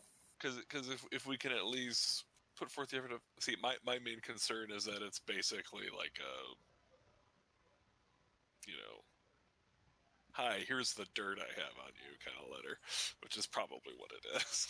So I was actually going to ask, once we're away from the boats and everything, would it be possible to take a stop at like Troll Skull or at my dad's house or something like that? That's way out of your just way. there. Way out of the way. That is way out of the way. We're like we're like 3 miles away from there. Dude. Yeah, You should have gone before you we are left. here. You are No, here. 'cause- Troll Skull is here. I got And the castle is back, what, here, right? I've got it zoomed way out so I can't see real well. So yeah, Okay, that's I see. very slightly out of your route. Okay, so in that case, can I take my dagger and cast? That might be a mistake. Oh, I know. I will take. If you're going to try The to torch. open the letter, I'm going to take it away from you. Oh, Yeah, well, here's the question: is it sealed? Yes, it is sealed. It is folded over and sealed with a single wax seal with the seal of Luskin stamped into it. So it is an official stamp of Luskin. If you're trying to look at it within the light, I'm going to be okay. But if you try to open it, I am going to try and take it away from you. Yeah, Cashin will take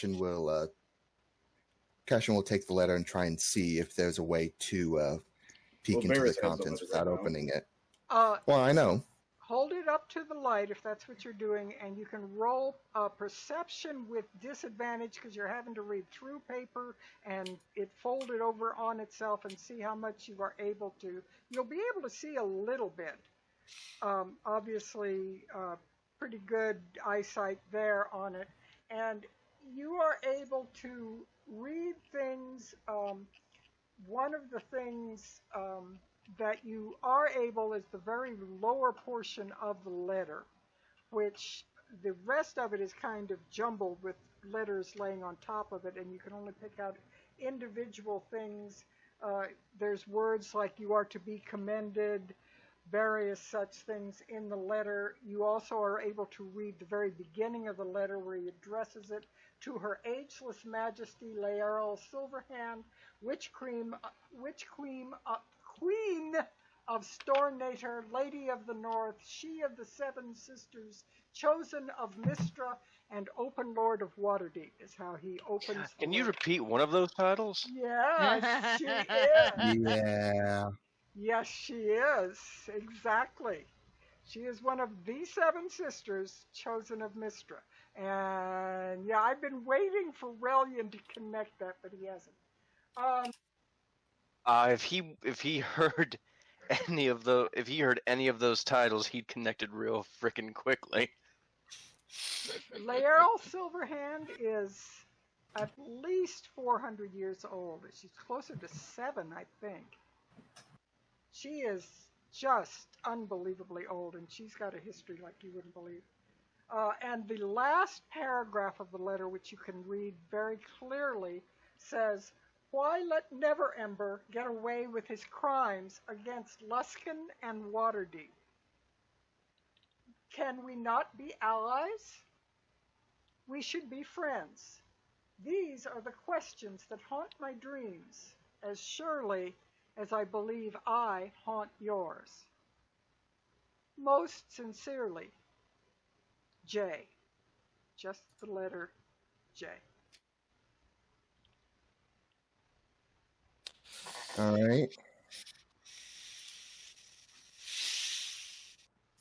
And Cashin will just take that as the proof he needs to confirm his suspicions. Would either Varys or Cashin tell the group what they read in the letter? Cashin would paraphrase it, say it's mainly a lot of bootlicking, using all of Lady Silverhand's titles, Chosen of Mystra, Daughter of the Storms, etc., etc. Wait. Rewind. What'd you say? Chosen of Mystra. What, you never knew? Lady Laeral Silverhand is one of the she's one of the Seven Sisters. She's literally one of the daughters of Mistra. Esvel goes, yes, she is indeed. She is. Relian begins hopping up and down like a schoolgirl. One of the daughters of Mistra was in my inn! Oh, sweetie. Most certainly, dear She Relian. ate my cooking! She's a very unusual sort. I'd hate to see what would happen if we gave him sugar. I think the results would be actually quite fascinating. What do you think I inject in my veins every morning? Yes, she's several centuries old, and as I recall, she's been around for quite a while in some other areas. Yeah, that happens when you're the literal daughter of a goddess. Or at least blessed by her. I don't know the minutiae of it. Lady Leerl came at the behest of the city when we simply had no one else we could trust sufficiently to take the seat after everyone was left being suspicious of each of the others. Either way, sounds like this confirms my suspicions about Lord Zord. Ferris. Yes? Can I give her the letter? Can I give her the letter, please? Please, please, please, please, please. He's shaking you now. I will hand the letter over to Relian. Please. Okay. He puts it in his face. Ladies and gentlemen, I present to you tonight's out-of-context D&D quote. Now, Children. let's also not dwell on a lady's age. That just comes across as so very rude. Either way, she's aged gracefully. I don't give any of the seven hells about her age. I care about that she's literally one of the chosen of my goddess. Can we please finish the task and acquire the object we came for? Oh, we already have. Didn't you already get it? Yeah, did we already receive the mushroom? I'm assuming that during all of this, you had said your goodbyes, went out on because there was too much being said that wouldn't have been said in his presence. So I assume obviously. that you were slowly making your way up the dock back towards land and were discussing this and had viewed the letter well away from the ship so he wouldn't see you. Well, yeah. Yeah, I mean, my assumption is we're not paid until it's done. Like, I don't think we have the mushroom yet. I thought he gave you the mushroom with the understanding that you would take this letter to Lady Leerl. He's very sure of himself, or he's a lot more dumb than we thought. Yeah, or has probably very sure. eyes on the ground to make sure that eyes on the letter. Yeah, probably we'll probably keep. Yeah. He was quite sure of himself. He is very assured. He believes that he has things well in hand. Right. Anyways. Moving on. When you arrive at Castle Waterdeep, there's quite a flustering going on at the doorway. Nothing upsetting. Just a lot of movement, a lot of soldiers lining up. They are in dress uniforms with their best spears all shined up and everything else. And there is a sedan chair seated outside the main doors of the castle with several strong, strapping soldiers that are standing by preparing to lift it, and standing at the doorway of the castle in her finest gowns, you see Lady Leerl. She is talking to lots of people. She looks like she's trying to move past a lot of lords and ladies who are trying to bend her ear while she's out and handy to them without them making an appointment. And she really would like to move on to her sedan chair and go wherever it is she's going. Knocker, you're on friendly terms with her. Try to see if you can get her attention. I'll hold up a hand lightly to to get her attention. Just being politely. It's like, milady, forgive me for interrupting. I know it looks like you needed to depart. I came with a delivery. Oh, excellent. Would you care to accompany me while I journey to the parade? I'm off to see the festival.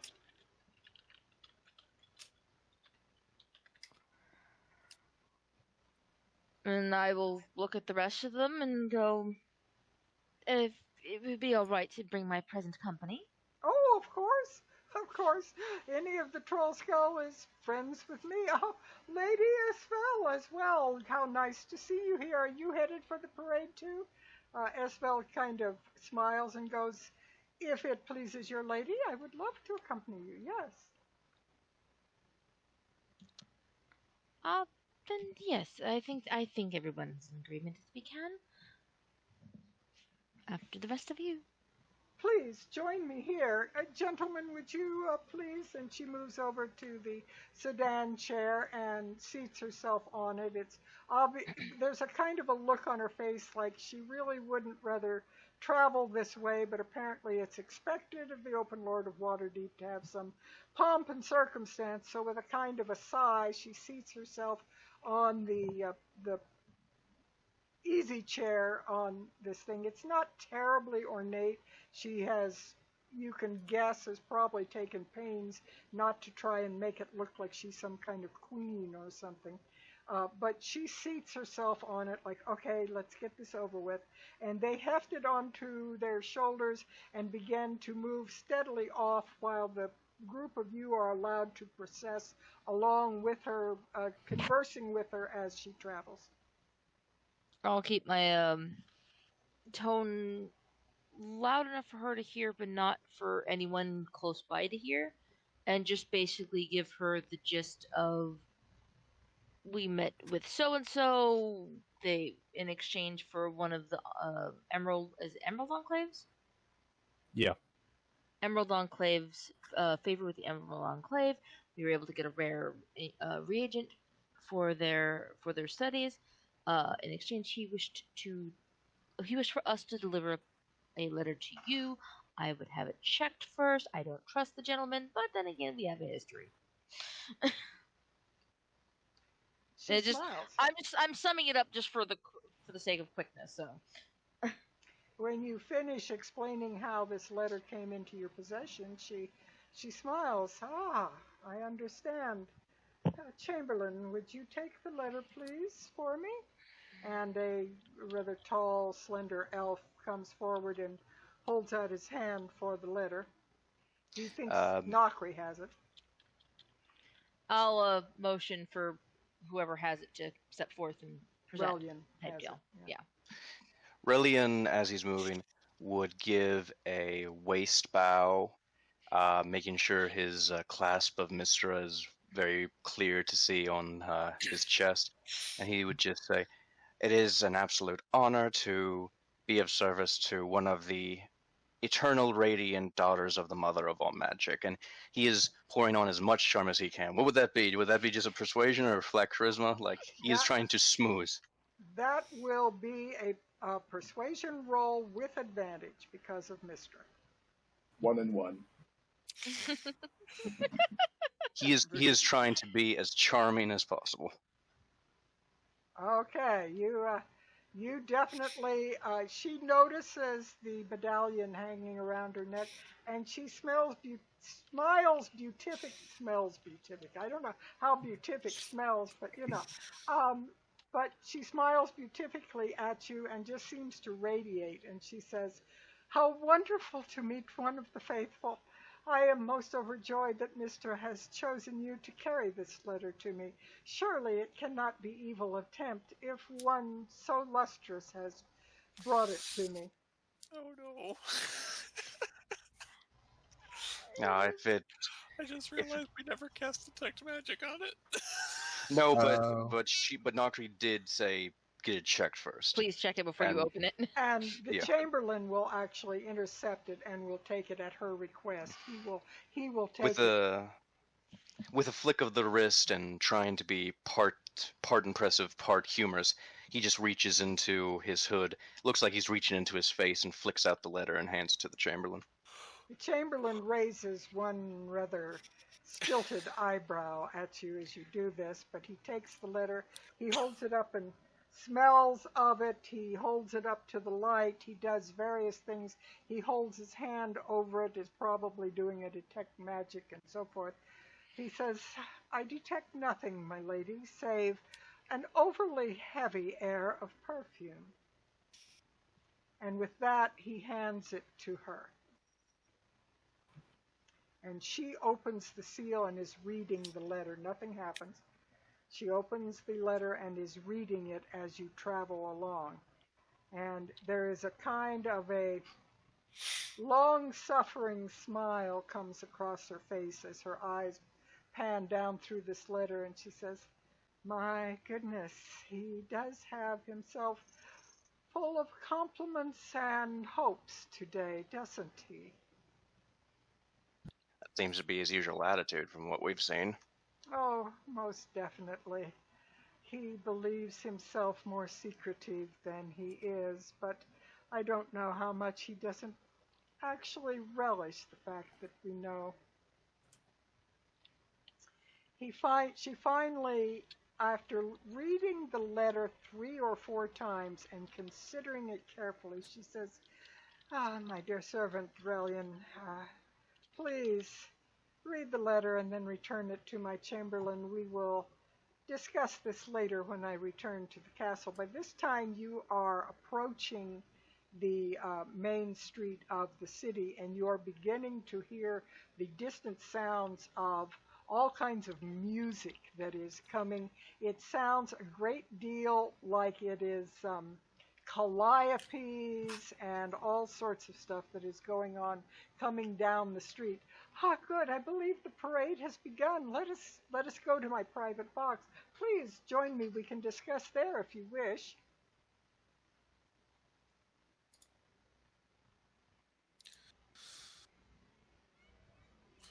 Sounds!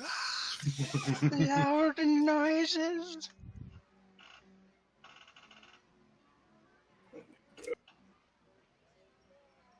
In a secretive whisper as they're heading toward the box, he's like whispering to Epi, Varys, and Cashin, she called me her servant! She called me her servant! Very good, friend Relian. You are doing well for yourself. I'm just Just going to keep your let you, robes like, clean. I'm just going to, like, rub his shoulder, like, you know, it's like, it's okay. Calm down. You did really well. I am going to leave it here as the parade starts because we have hit our time deadline. So we will need to end. Nothing bad ever happens at a parade. So you have, if you wish, are you going to remain with Laeral in her private box? I Yes. think so. All right. May as very well good. enjoy the perks. So when we start next time, you will be watching the parade as it comes by, and there will be some interesting things in the parade. So you have delivered a letter to Laeral Silverhand, and I will copy and paste this into Discord so that you are able to read what the letter says when Relian looks the entire letter over. We delivered the letter and possibly got one of the keys, which the guy does not seem to know what he had. Apparently or maybe not. he did. Or apparently not, yeah. Well, maybe not. At any rate, he seemed willing to part with this in exchange for what he was doing. So they may all be tied together. So you'll see once you read the letter what you think he's got in mind. So it's very interesting what's going on in the background. And with that, we will start our good nights. Thank you for joining on Crone's Crucible. We're having fun as we get down towards the Vault of Dragons. Ought to be interesting. Goodness. What does Relian have for his final words tonight? Bye, everybody. And remember, people, pity me. My mind is like your web browser. 19 tabs are open, 3 are frozen, 1 has very inappropriate content, and I have no idea where the music is coming from. Nice.